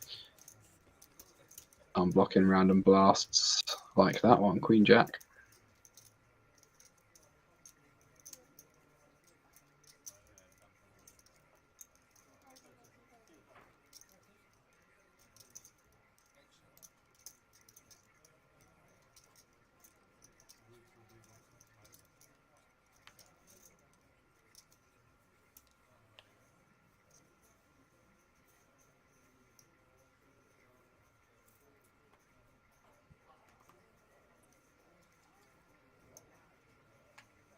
Ace 10 suited for Olin under the gun.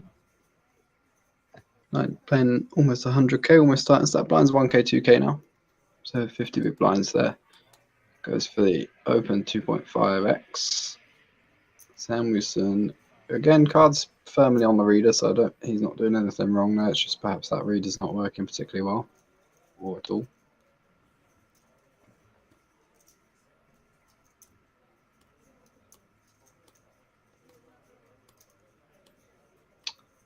Checks in the call.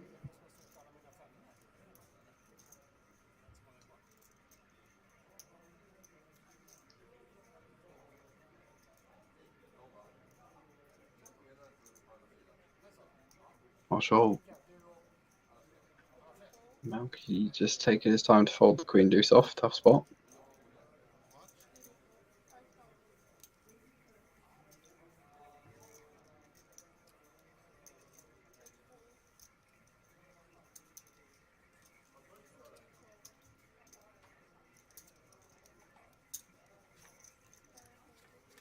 Nine seven suited for big blind. Norman in the big blind. He completes. Samuelson, there we go. Pocket jacks. Flicked in the call with jacks, which is fine. Versus the early position raise. Lots of players behind as well. It's going to look quite strong, so I don't think we're going to get squeezed super light when it's early position versus early position. 8-8-7 flop. So Norman in the big blind flops a 7, and he has been known to put some money in, so we could see a good pot here. Samuelson's Jackson lead at the moment, just the backdoor flush draw over cards for Olin.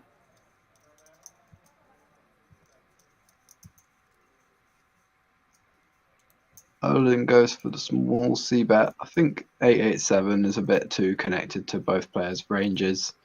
If it was something like 4-4-3, then it's different, or 7-7 deuce even. But the 8-8-7, there's a lot of draws that continue. More 8x in both players' range, more 7x in both players' range than the 4 or 3. So would prefer to just check this one. I think it goes check a lot on paired boards as well, so you get to realize your equity cheaply, which is good. You're not really capping yourself either. You don't necessarily have to always bet your overpairs here. So that'll be some calls. Norman makes the fold out the big blind with the 7, which is cool. Good fold. Not one I necessarily expected him to make, having seen some other hands he's played. 9 on the turn doesn't change anything. Jack 10 gets there, obviously. 10-9 has made a pair, but small part of both ranges. It does exist, though. It exists in both ranges, I think.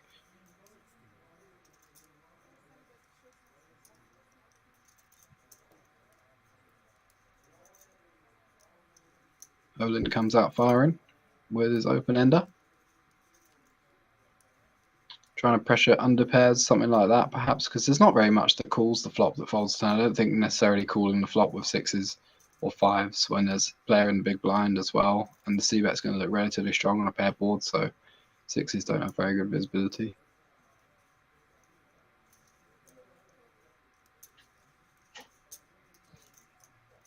So yeah, not pressuring much with this turn barrel. Deuce. Oh, deuce on the turn. Why is there a 9 on the graphics? Sorry. Deuce on the turn. Still, we're not pressuring much, but we do get some folds from straight draws, but we were ahead of the straight draws anyway, and we do also block them. So there was no 9. It looked like the board was 8-8-7 deuce and then a 10 on the river. So I'm not sure where the 9s come from, but Olin barreling it off makes a pair now on the river. So perhaps thinks he's rivered the best hand. Now we'll try and get some value, but he's going to see the bad news because I don't think Samuelson's going to be folding a pair of jacks on this board.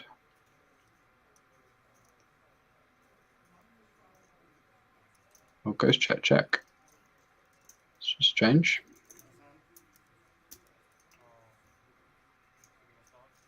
I think jack's good enough to go for a value bet versus a check on that river.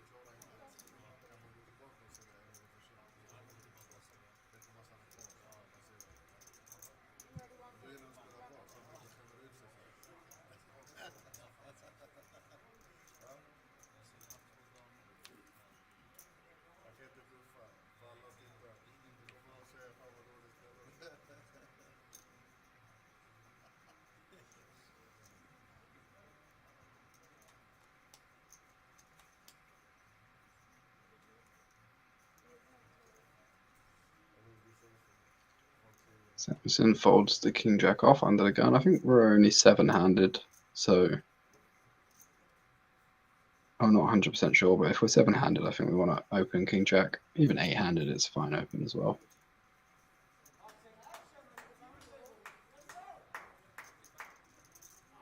Maybe it's a full table now, but yeah, either way.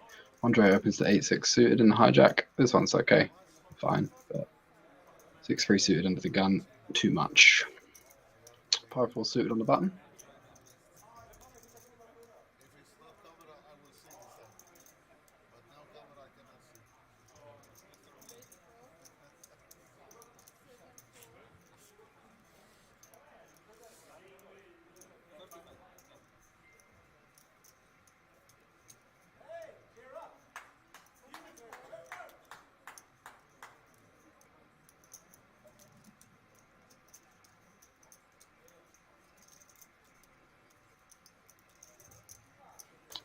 Odin in the big blind, another mystery.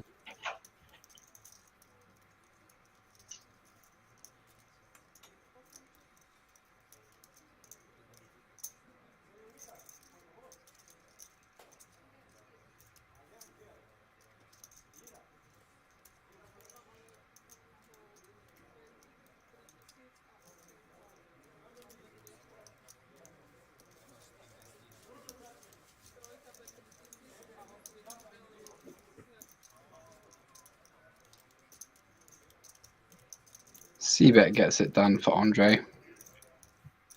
Graphics are a little laggy tonight, so apologies for that.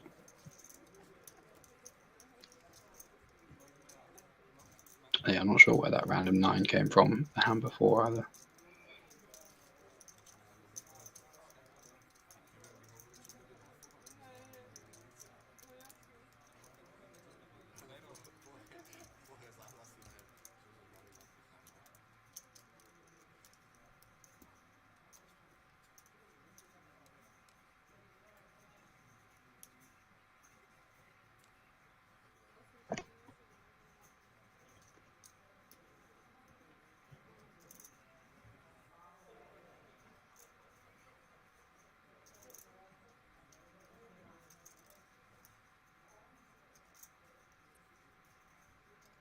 All 3 off. How's it going for Manny?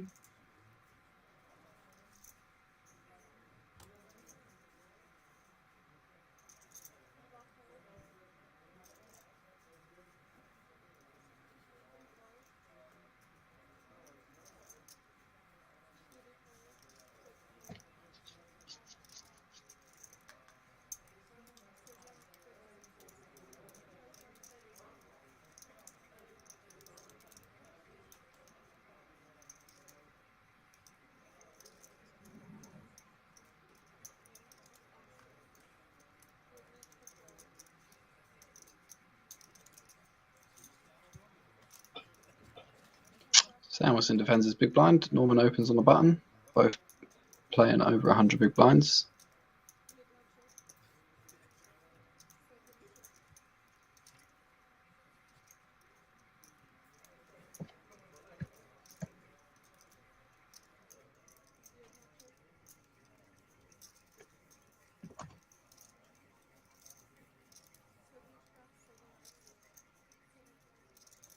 King 9-4 flop. Norman c-bet 7k. Half pot gets the call.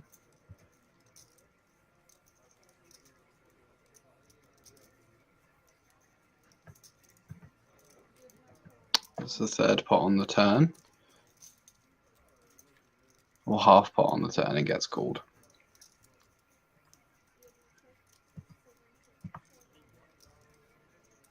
River goes check check on the 4 straight.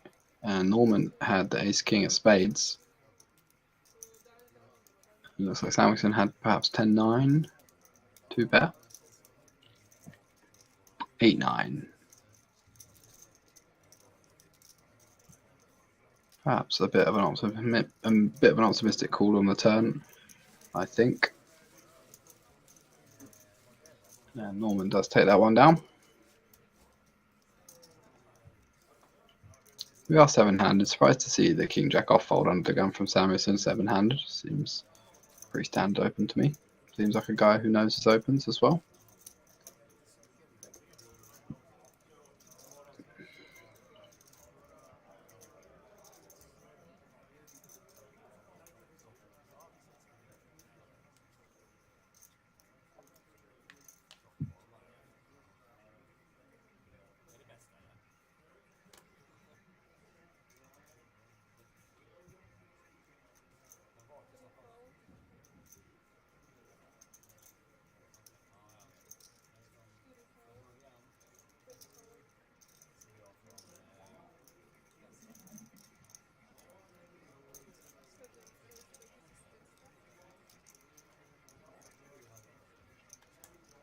Nobody with anything to VPIP with so far.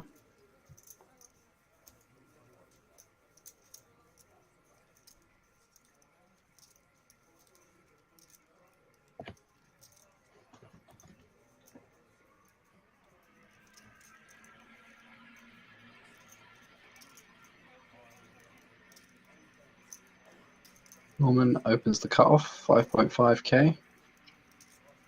Almost a 3x. Malky in the big blind.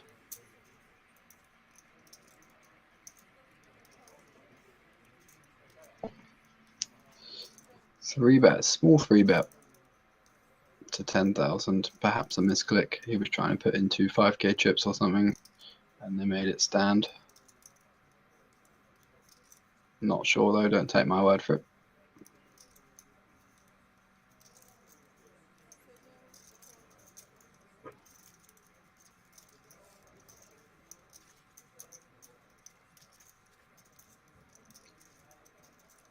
Could be that the graphics are not showing the right sides as well, but we'll assume that they're right.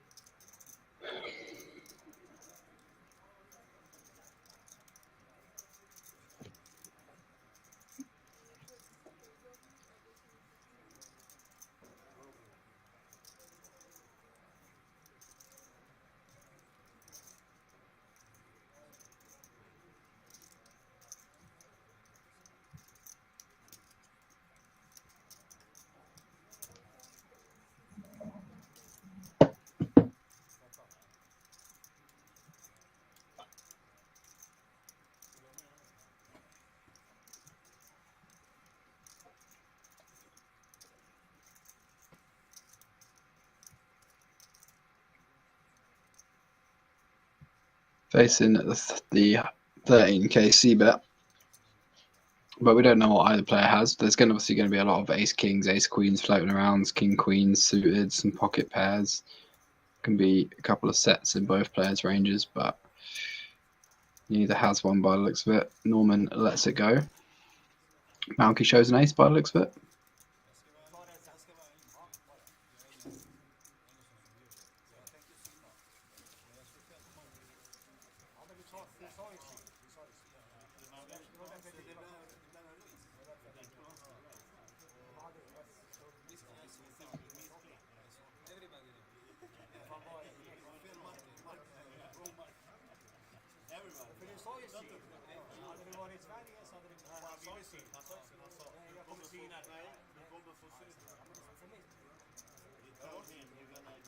So your chip leader there, Norman. 327k, 163 big blinds, absolutely plenty.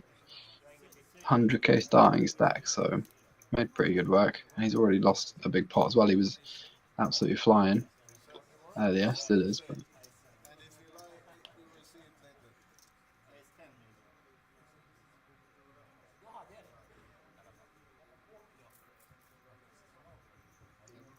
just go under the gun with the ace-3 suited. Imagine this will be getting opened.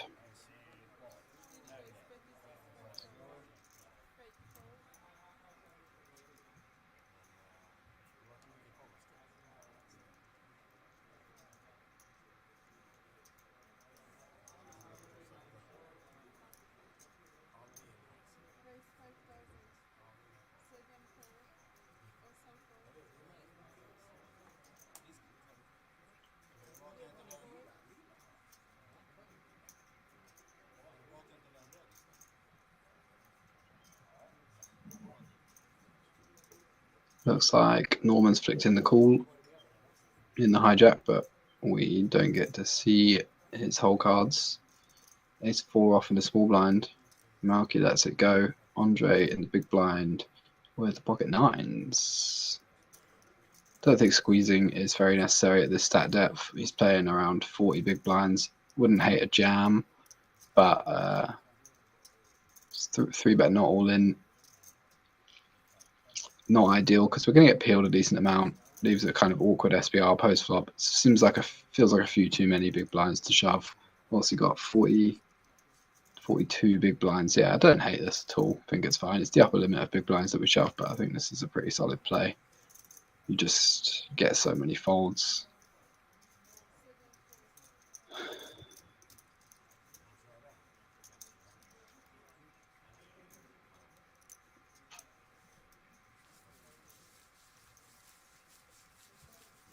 And it does get that one through. Nicely done.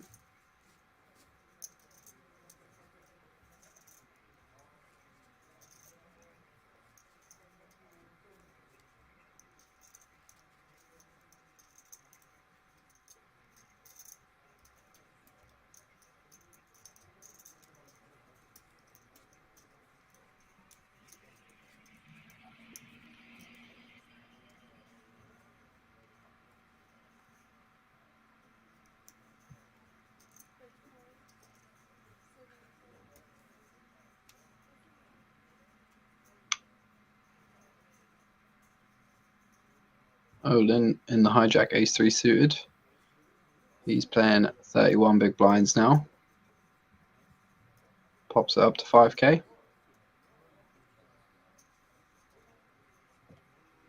Ace-10 in the cutoff for Samuelson.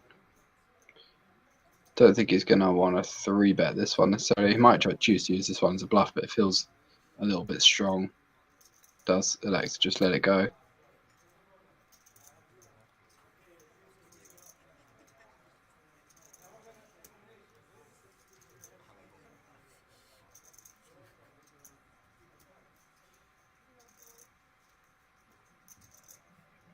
Ten 9 off on the button for Malky. He gets out of the way.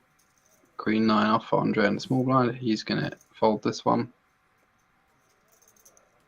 And just going to big blind 7-6 off. He flicks in the call.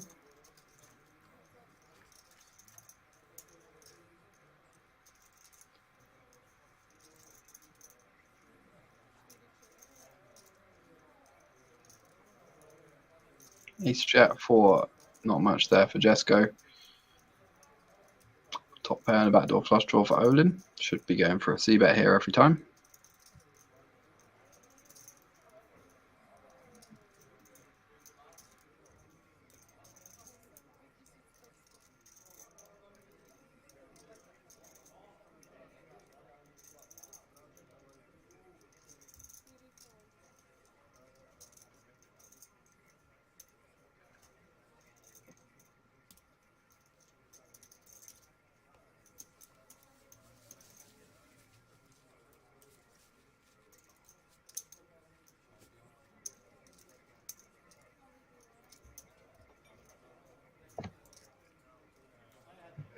C wins, as expected.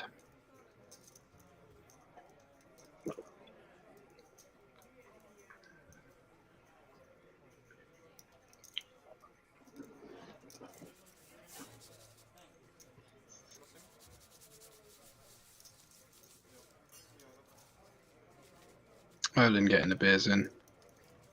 Absolute legend.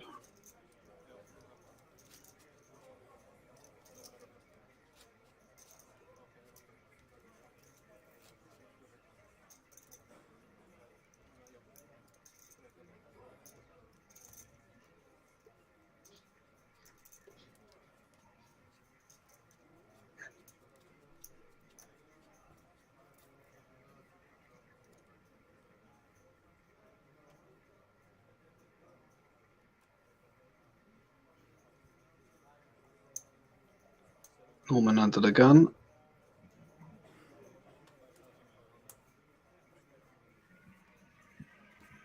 Pops it up to 5.5 with the King 9 suited.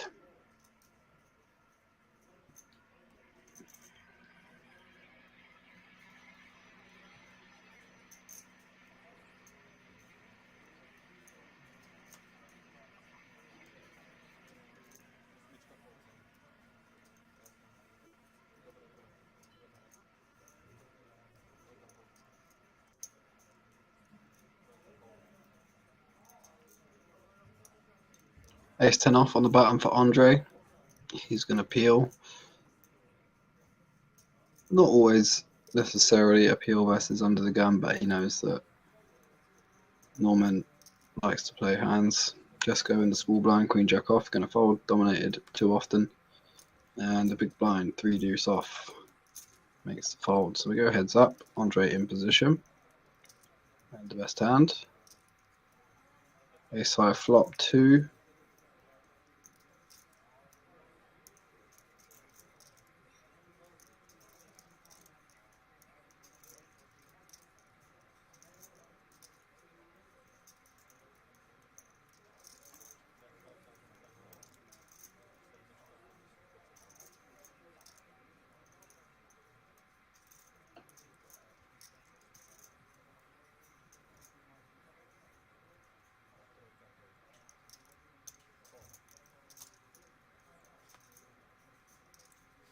Norman fires out the c-bet, gets called, go to a turn, 6 changes nothing.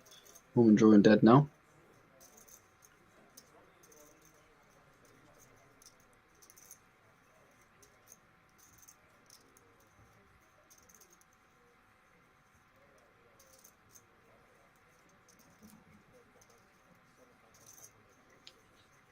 Checks to Andre, goes for the small bet.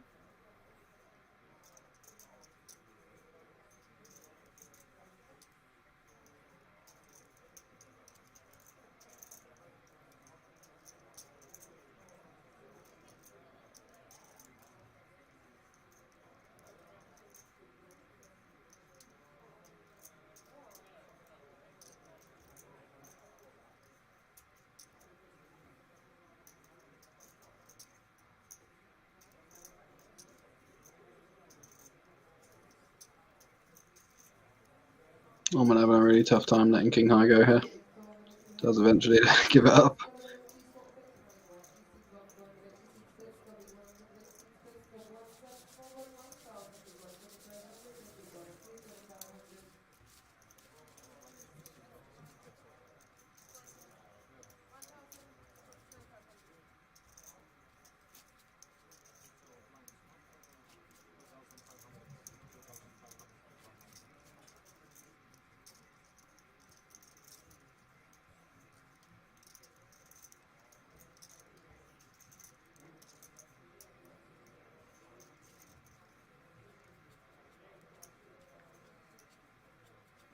Not sure how many runners we got. It'd be nice to see some details about the tournament. It's €800 buy in this. It's the Highroller at the SM Live, which I'm not sure it's Swedish something because it is a Swedish festival. A lot of these tournaments were for Swedish only players, but this one and a few others on the schedule This was an open one, so anybody can play. So you'll see some of the locals and some players from just across the various borders as well.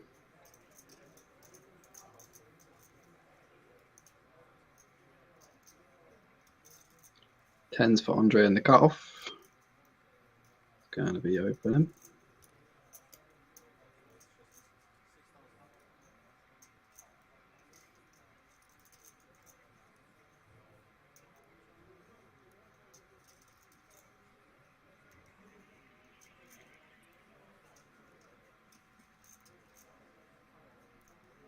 Does make the open 6-5 suited for Jesco on the button.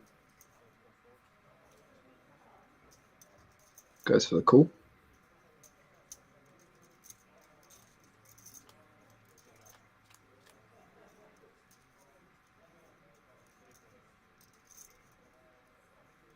Queen, Jack, flop. Not amazing for tens. It's not terrible. Still have the best hand. It's just you never really put any money in. Nobody's ever going to put any money in, and we do block draws as well, so it makes bluff catching difficult. Block king 10, block 10 9, 10 8, ace 10. Kind of sucks. Checks to Jesco, who goes for a stab. Half pot, which I think is big on the bigger side here. You don't need to go that big on a board like this.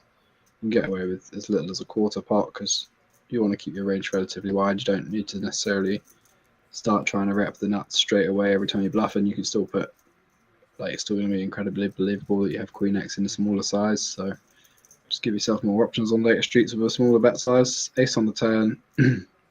Andre's going to have a lot of ace 10, ace jack, ace king type stuff that peels, as well as some Queen X, some Jack X, some under pairs like this. He's also going to have king 10. So it does go check, check.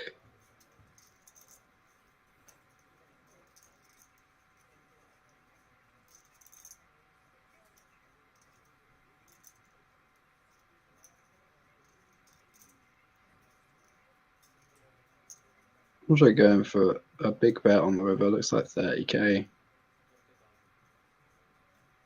See what we're doing, blocking the straight.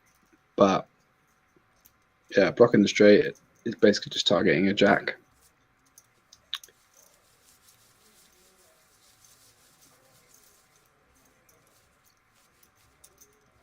Thinks that half pot and then check back the turn is going to be a jack really often, so just using his tens to try and get it to fold. Got the best, it was the worst hand that folded, so still got the job done, but maybe didn't know he was value betting, probably thought he was bluffing. I mean, not going to really try and value bet tens that size on a board like that.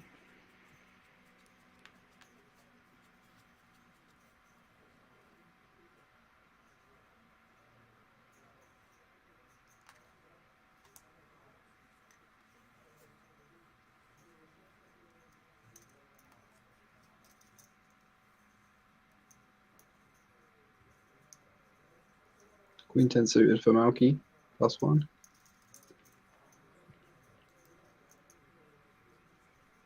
Decent starting hand.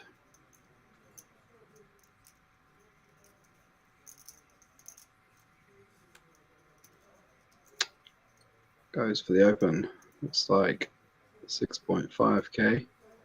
Blinds up now to 2.5k big blind, so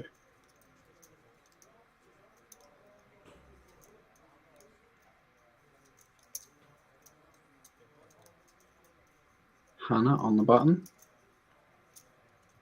Takes in the call. We're not sure about the hand.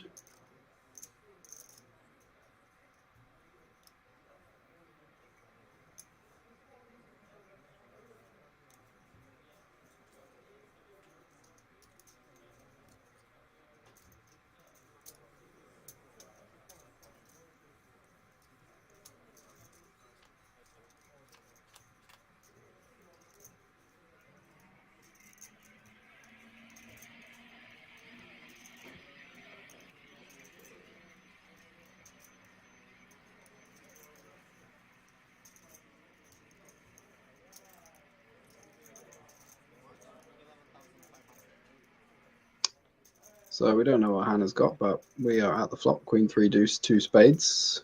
Gives Malky top pair. He goes for the c-bet. And good enough to get the fold.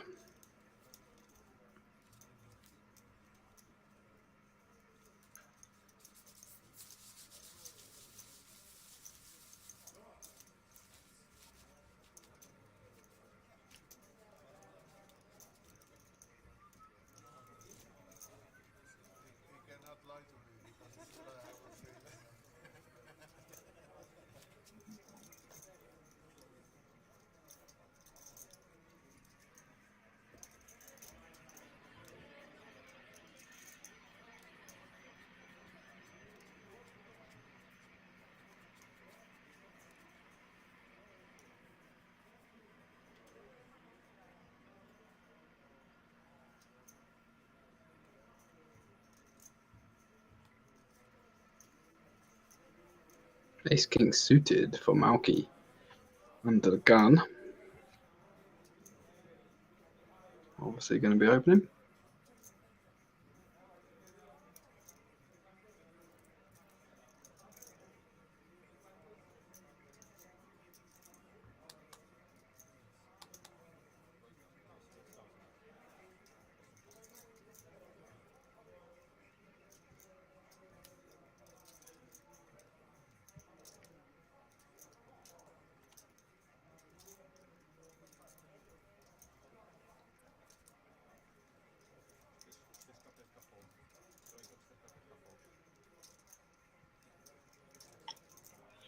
Gets it through everybody so far.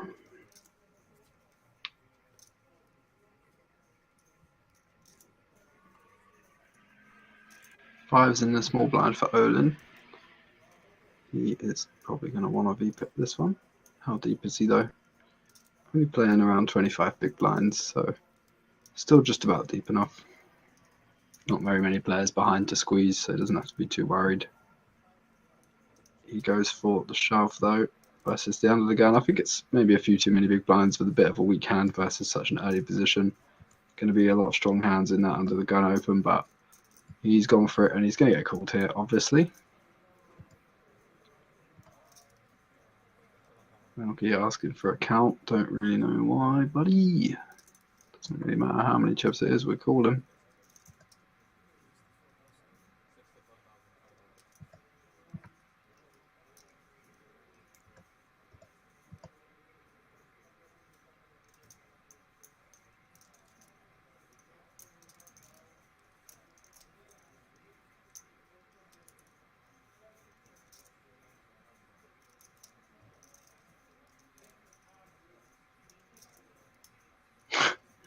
God. Can't believe people really take this long in poker tournaments. 800 euro buy, I honestly can't believe people take this long with hands like this to call all in. It's like 20 bigs, man. It's actually, I'd actually be a bit frustrated, to be honest, if I saw that hand. Like, come on. You can get this in for like 1 million big blinds. What are we waiting for here? Never any justice that I bet it comes ace high. Okay, nice.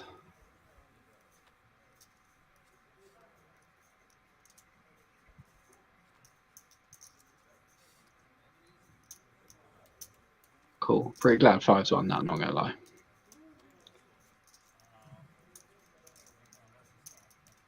No bias, of course, but I am biased. Just like seeing a little bit of like street justice for the absolute absurd nit roll of getting into fucking 24 big blinds with ace king suited. Shame on you.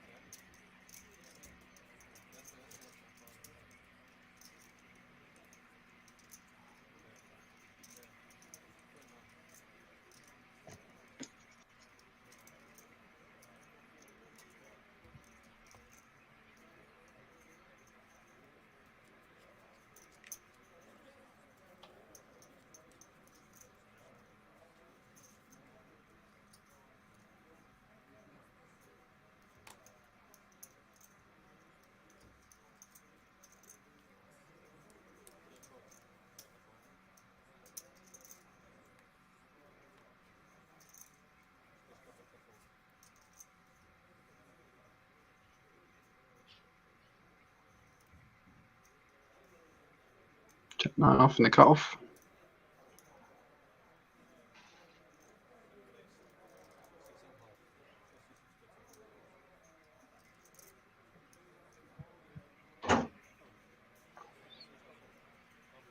Puts in the open.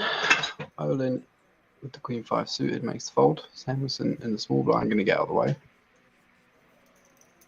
Alki in the big blind, ace 5 off.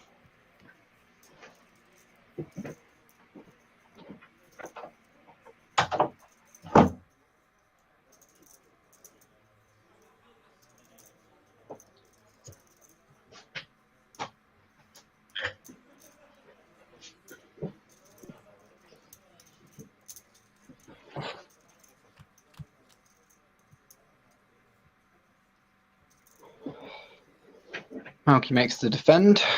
Queen 10-9 board. 2 diamonds, so Malky's got that backdoor nut flush draw in the overcard. Pretty solid flop for the Jack 9. Bottom pair with the open ender. Might see this one go check check. It's not a board you necessarily want to bet and get check raised on 9. No diamond in your hand. Can make play in turns pretty difficult, but looks like we're going for the C bet.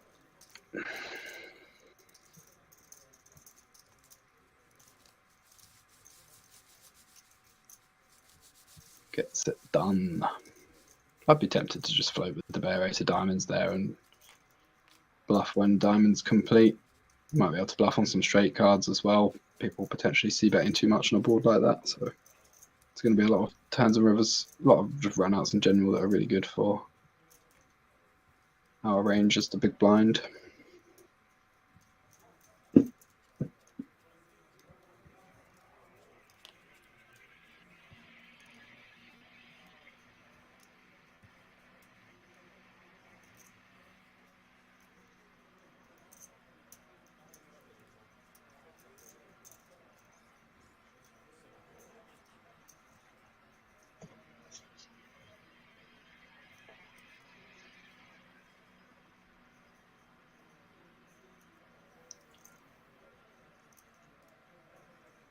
Olin finds the ace king now.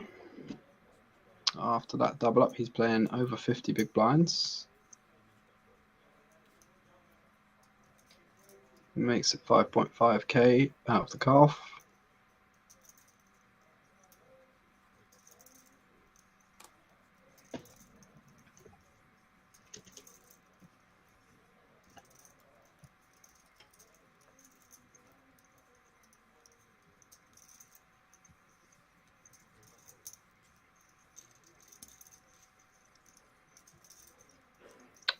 Gets it through everybody. Andre 6-3 off in a big blind, no defend.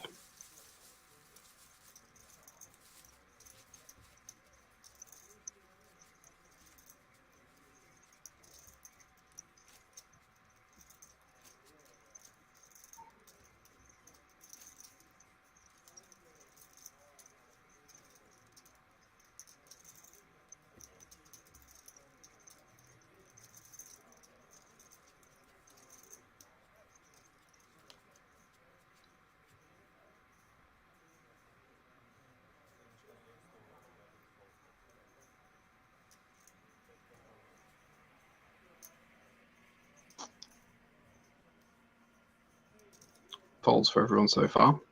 6s for Olin and the hijack though. Gonna be opening this one.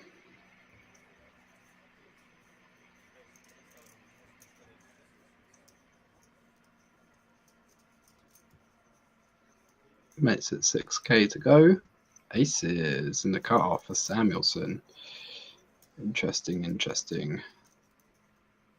Nobody particularly short behind, but still don't mind trapping, just incentivize squeezes. But I think playing a kind of medium to small 3-bet is going to be the higher EV play. You allow players behind to potentially think that we're 3-betting wide in these positions. Cutoff versus hijack, there's going to be quite a lot of wide 3-betting going on here. So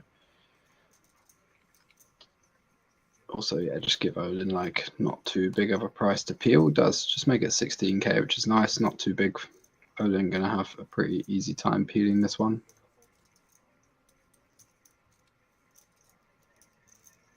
Nines for Jesco in the big blind. He lets it go. Snap folds Very disciplined.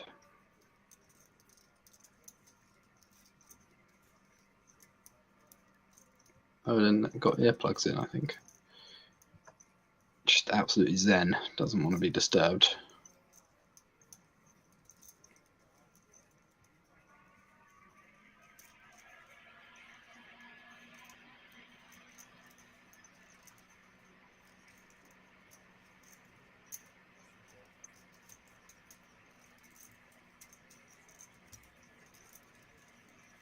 Flicks in the call. Off to a flop. Jack, Jack 4. No set, but generally a pretty good flop for the pocket sixes. All the ace king, ace queen whiffed. Not as much Jack X in the free bet range.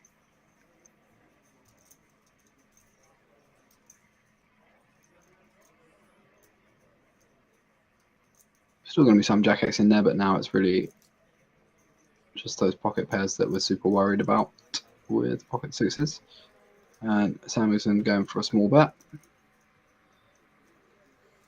Expect to see Olin continue. 9k, nice and small. Just allows a really, really wide range to continue. With aces, you've just got either gotten completely crushed or they have a jack. So obviously there's a few flush draws in there, but we're not super worried about that just yet. Only really need to worry about that if club's actually complete. No clubs in our hand either, so tons of stuff that can continue.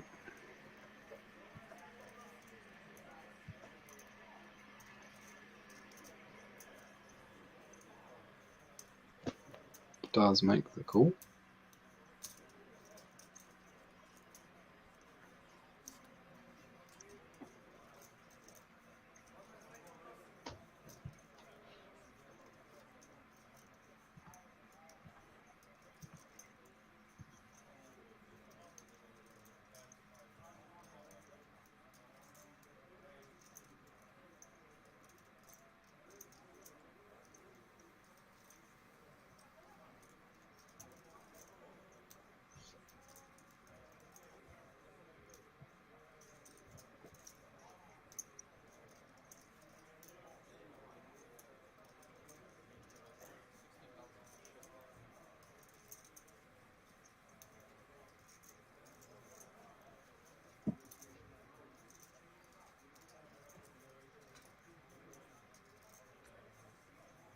Five of clubs turn. Sixes do have that club. Pick up a little bit of extra equity, so if they are behind a pair that doesn't have a club, they have a chance to improve, and he's decided to go for the check shove here. Cheeky little semi-bluff. Thinks he might have the best hand sometimes against a hand like ace king off with a club that's barreling. Maybe doesn't realise it, but potentially going to get some overpairs to actually fold. Yeah, aces do just let it go. Aces no club. Gets it done. Probably doesn't expect to get that hand to fold, but does get it done.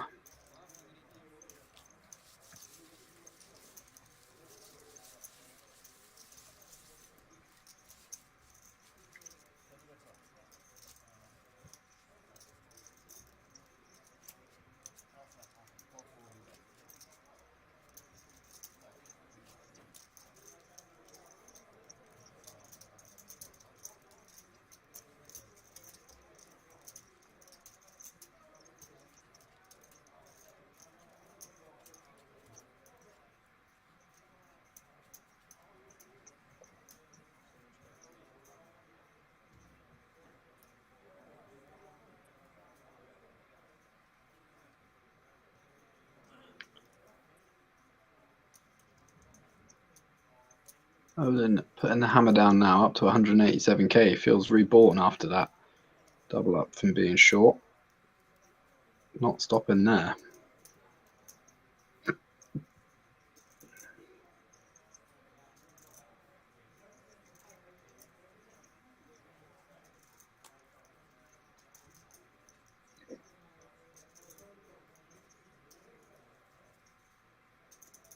Andre 7 deuce off on the button.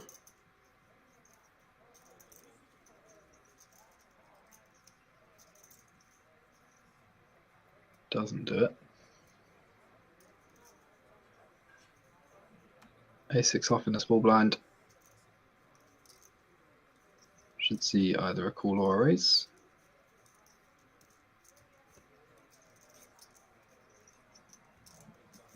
Not sure what the stack is. Looks like chunks. Looks like he shoves like 30 bigs or something. Yeah, all in for 30 bigs. I think this is a bit excessive with a hand as weak as this is 30 bigs. When you get snapped, you're just drawing so dead.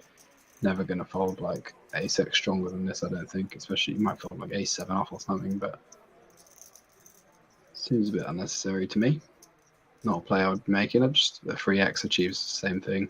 3.5x or even just a limp. No need to play massive pots against players like this, but does get through. Don't get to see what Hannah had again. Card reader not picking that one up.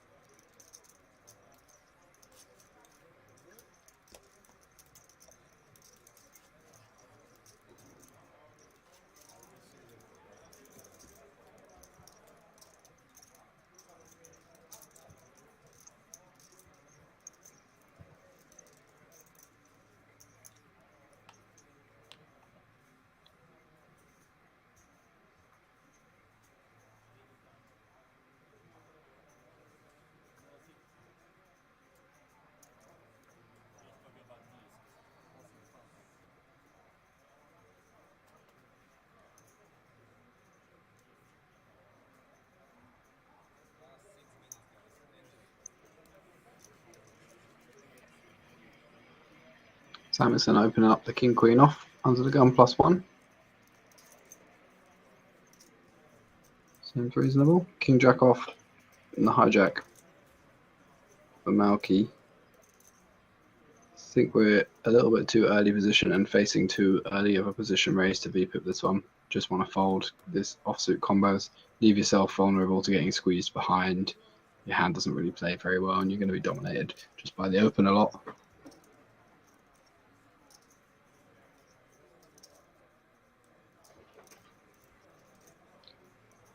Andre in the cutoff, contemplating his action. Looks like a squeeze.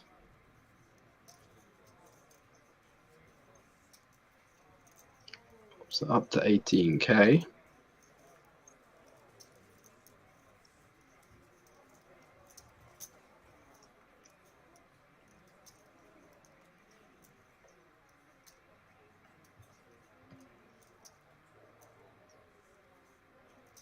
Samuelson gets out of the way with the king queen. Looks like Malky's folding his king jack too.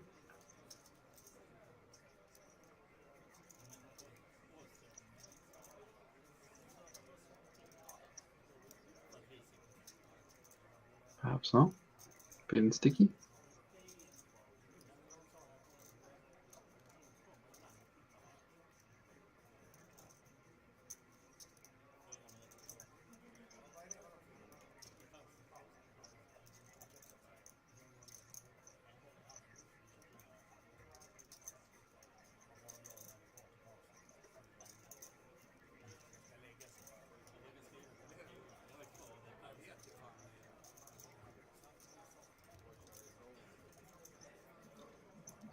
Back jams. Interesting decision, sir.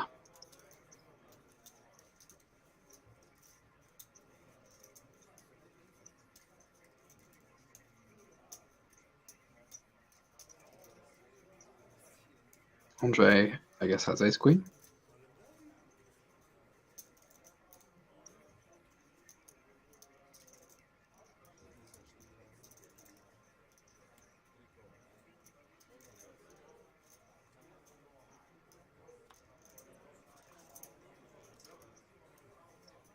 Pocket eights.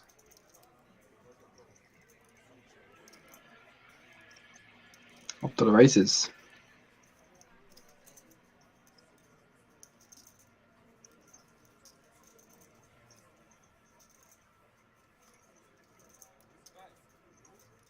Ace, deuce, 3, 4, 5 for a chop.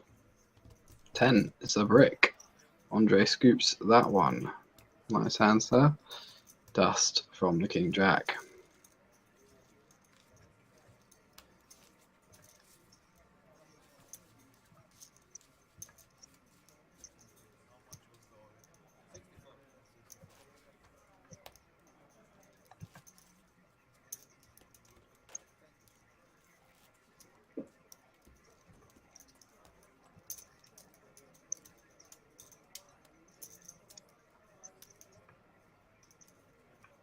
Chip stacks there, 306k, chip leader, Norman. Andre moves himself up into second after that one. Chonky boy.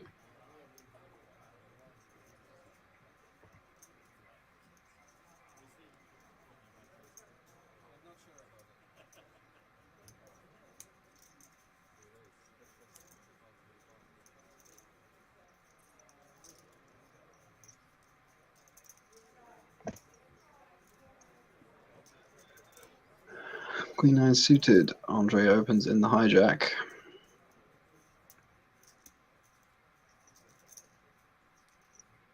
Ace 7 suited in the cutoff. Looks like we're cutting out a 3-bet.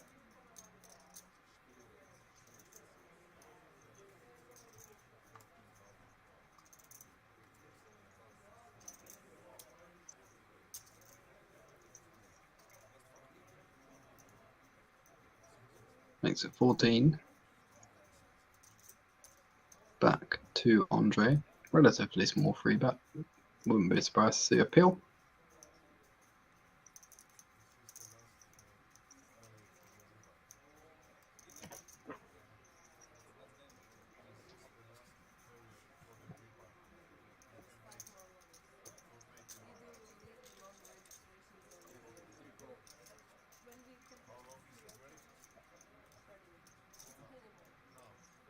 Six, 5, 3, 1 spade. So both of them with the backdoor flush draw.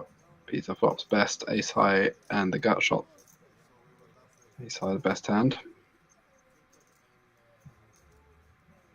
Nothing for Andre.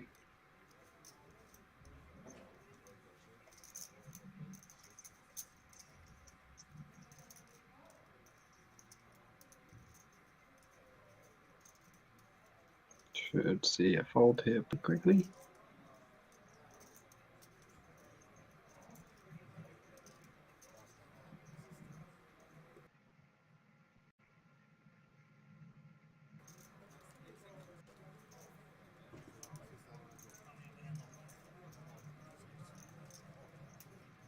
Ladies and players, please finish your hand on your own and you have 30 minutes dinner break. Dinner is ready downstairs at the dining area. I think there's going to be a dinner break at the end of this level. That may well be the end of the stream.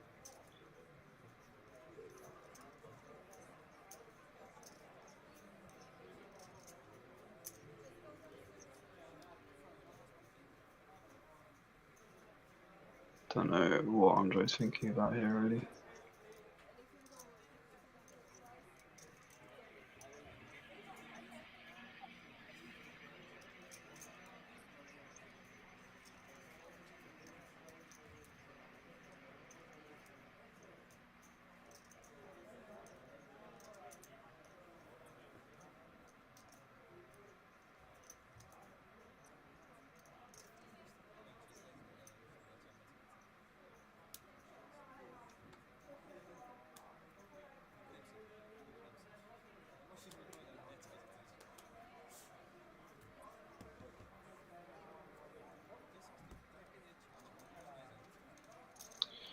Cool. Well, we're done. Done for now. See you in a bit.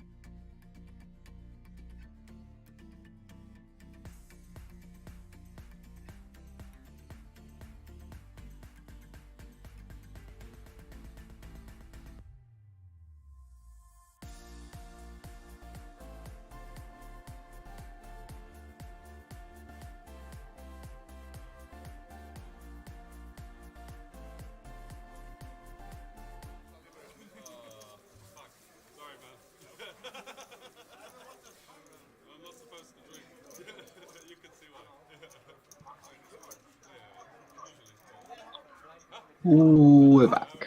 Dinner break over. Could be better, could be worse. In the middle. You had a good start?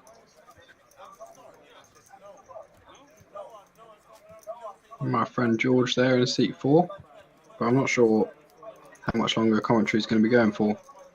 I was told 11 o'clock, but I don't know if that's 11 o'clock Slovakia time, which would be now, or UK time, which would be in an hour. Just in. Lazy bastard. Couldn't get out of bed, that's the problem.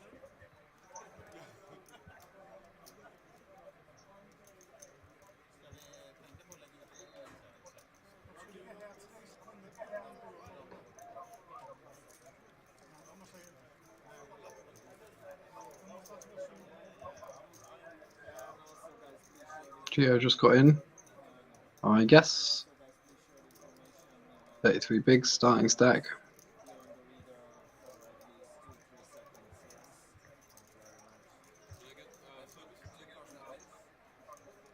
Lots of short stacks on this table. 15, 20, 21, 26. Chip leader only got 40 bigs.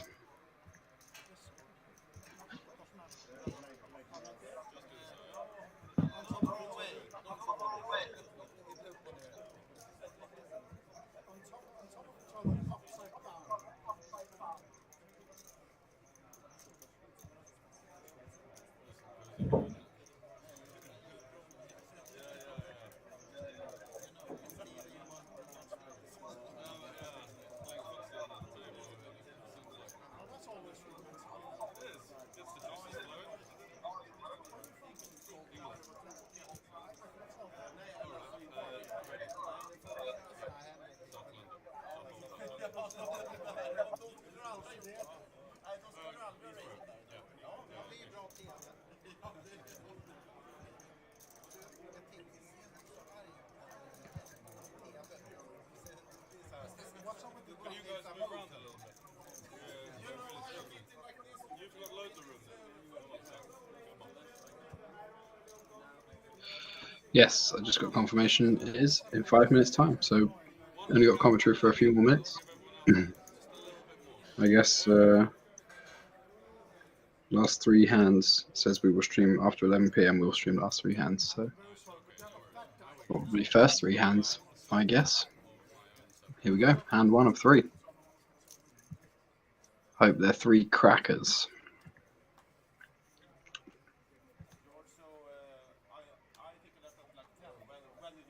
About 20 minutes after you. No.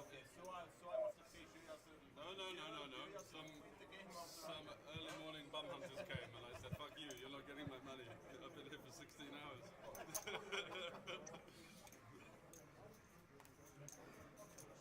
And everyone had like 500. Falls around 2 Ericsson in the cutoff.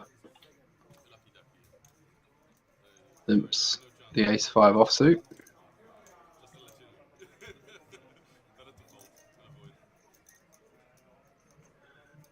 Small blind completes queen 10. Big blind going for the ISO with the ace-9 off. Getting aggressive.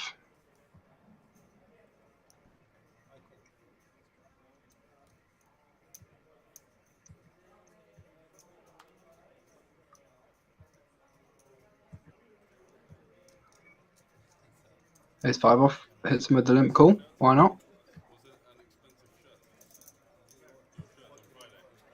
No? Okay. Wasn't like Gucci or Armani or something? No? Yeah, good. Queen 10 off gets out of the way, so we'll go heads up to flop for this one. Ace high board would be fun. No, queen high. Needs a player flop and a pair. Nobody's got a diamond either, so probably if ace 9 goes for the c-bet, that will win. Nothing more, nothing less. Do not lose flips with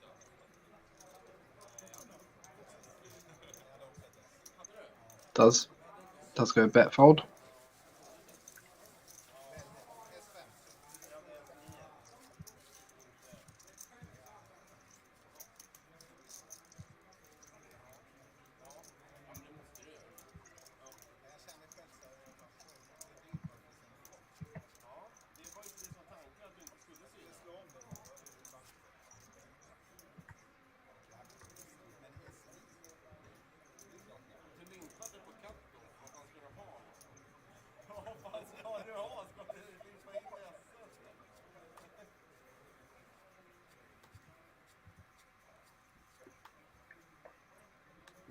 Hand number 2.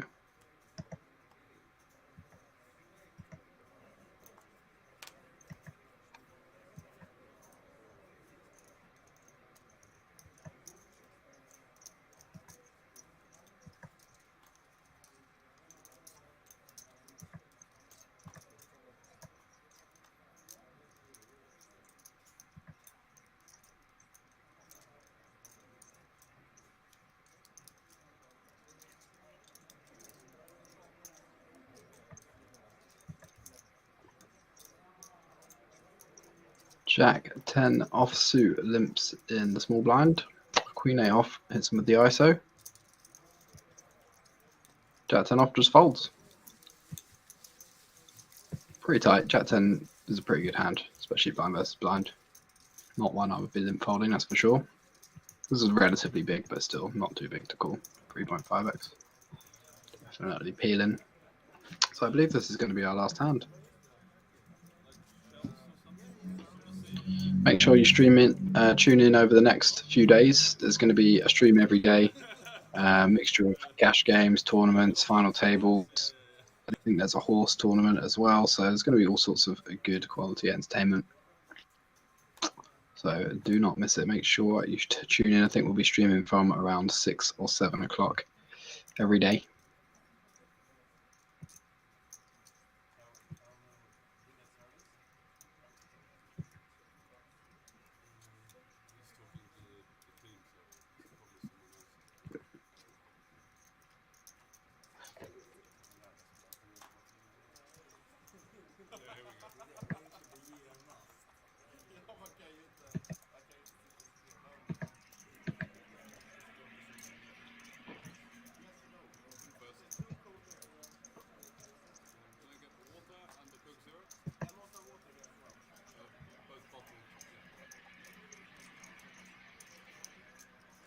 Off to the flop, blind versus blind. Seems like every hand's blind versus blind. Small blind limps the 4-3.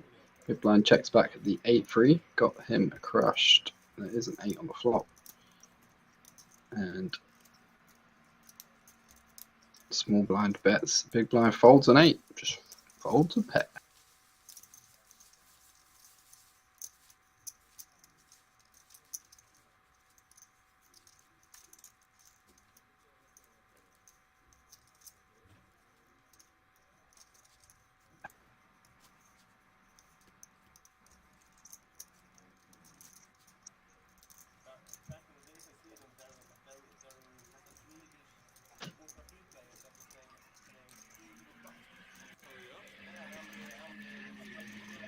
So yeah, that does it for me tonight, guys. Thanks for joining. Make sure you tune in tomorrow. And we'll see you then. Have a good night. I don't know, but he was very good at the game. He was. Hey, that's a good sign. 6.5.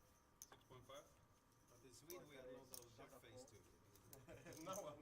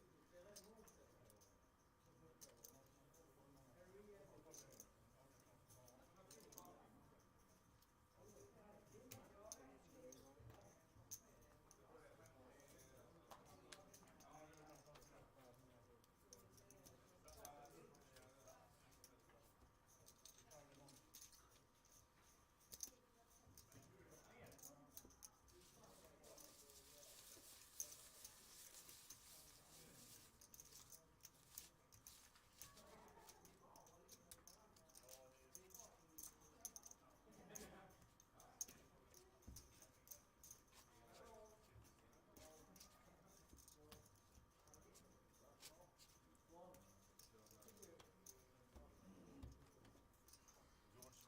We do. Did you see the movie Bronson? I think it's called Bronson. Oh, I see where this is going. Yeah, I've seen it. Yeah. that guy. Just with about 30 kilos less, I guess. He's a scary Yeah, bucket. but you know the same face. Tom Hardy. Yeah, the Charles Bronson. Yeah, yeah, That's a good film. yeah. It was. My accent's a bit softer. He talks a bit more like that, doesn't he? Fucking hell. Yeah, you should do it. I should. Yeah. I Freddie Mercury quite a lot, so it deviates. Yeah, that is also true. Mercury really is also to the. You could do a good karaoke, yeah. Yeah.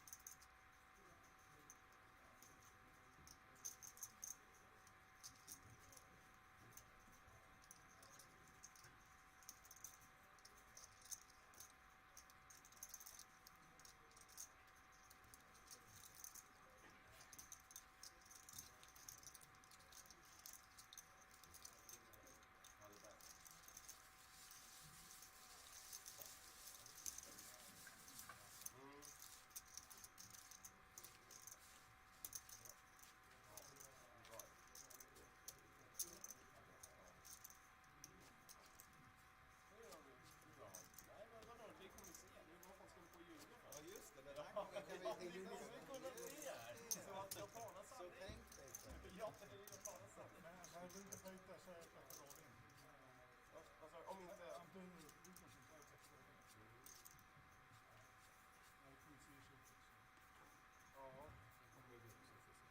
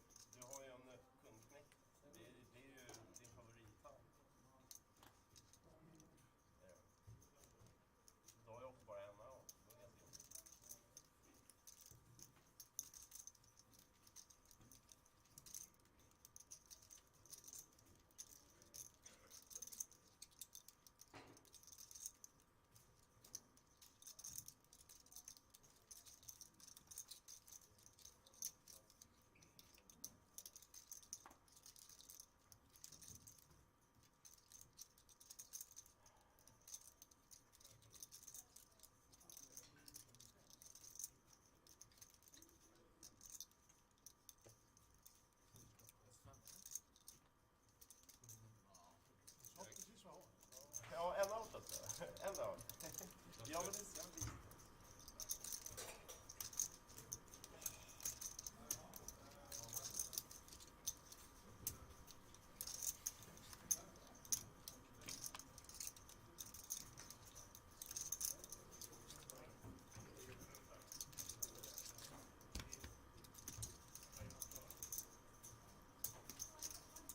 Det är hårt.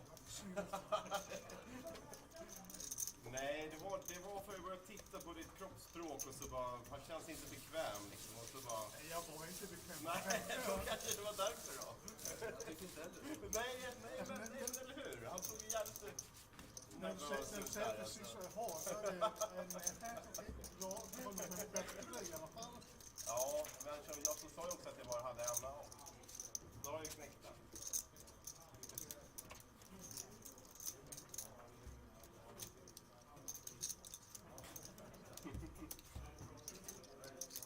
Tråkigt. Jag kanske ska vara... Tråkigt. Boring.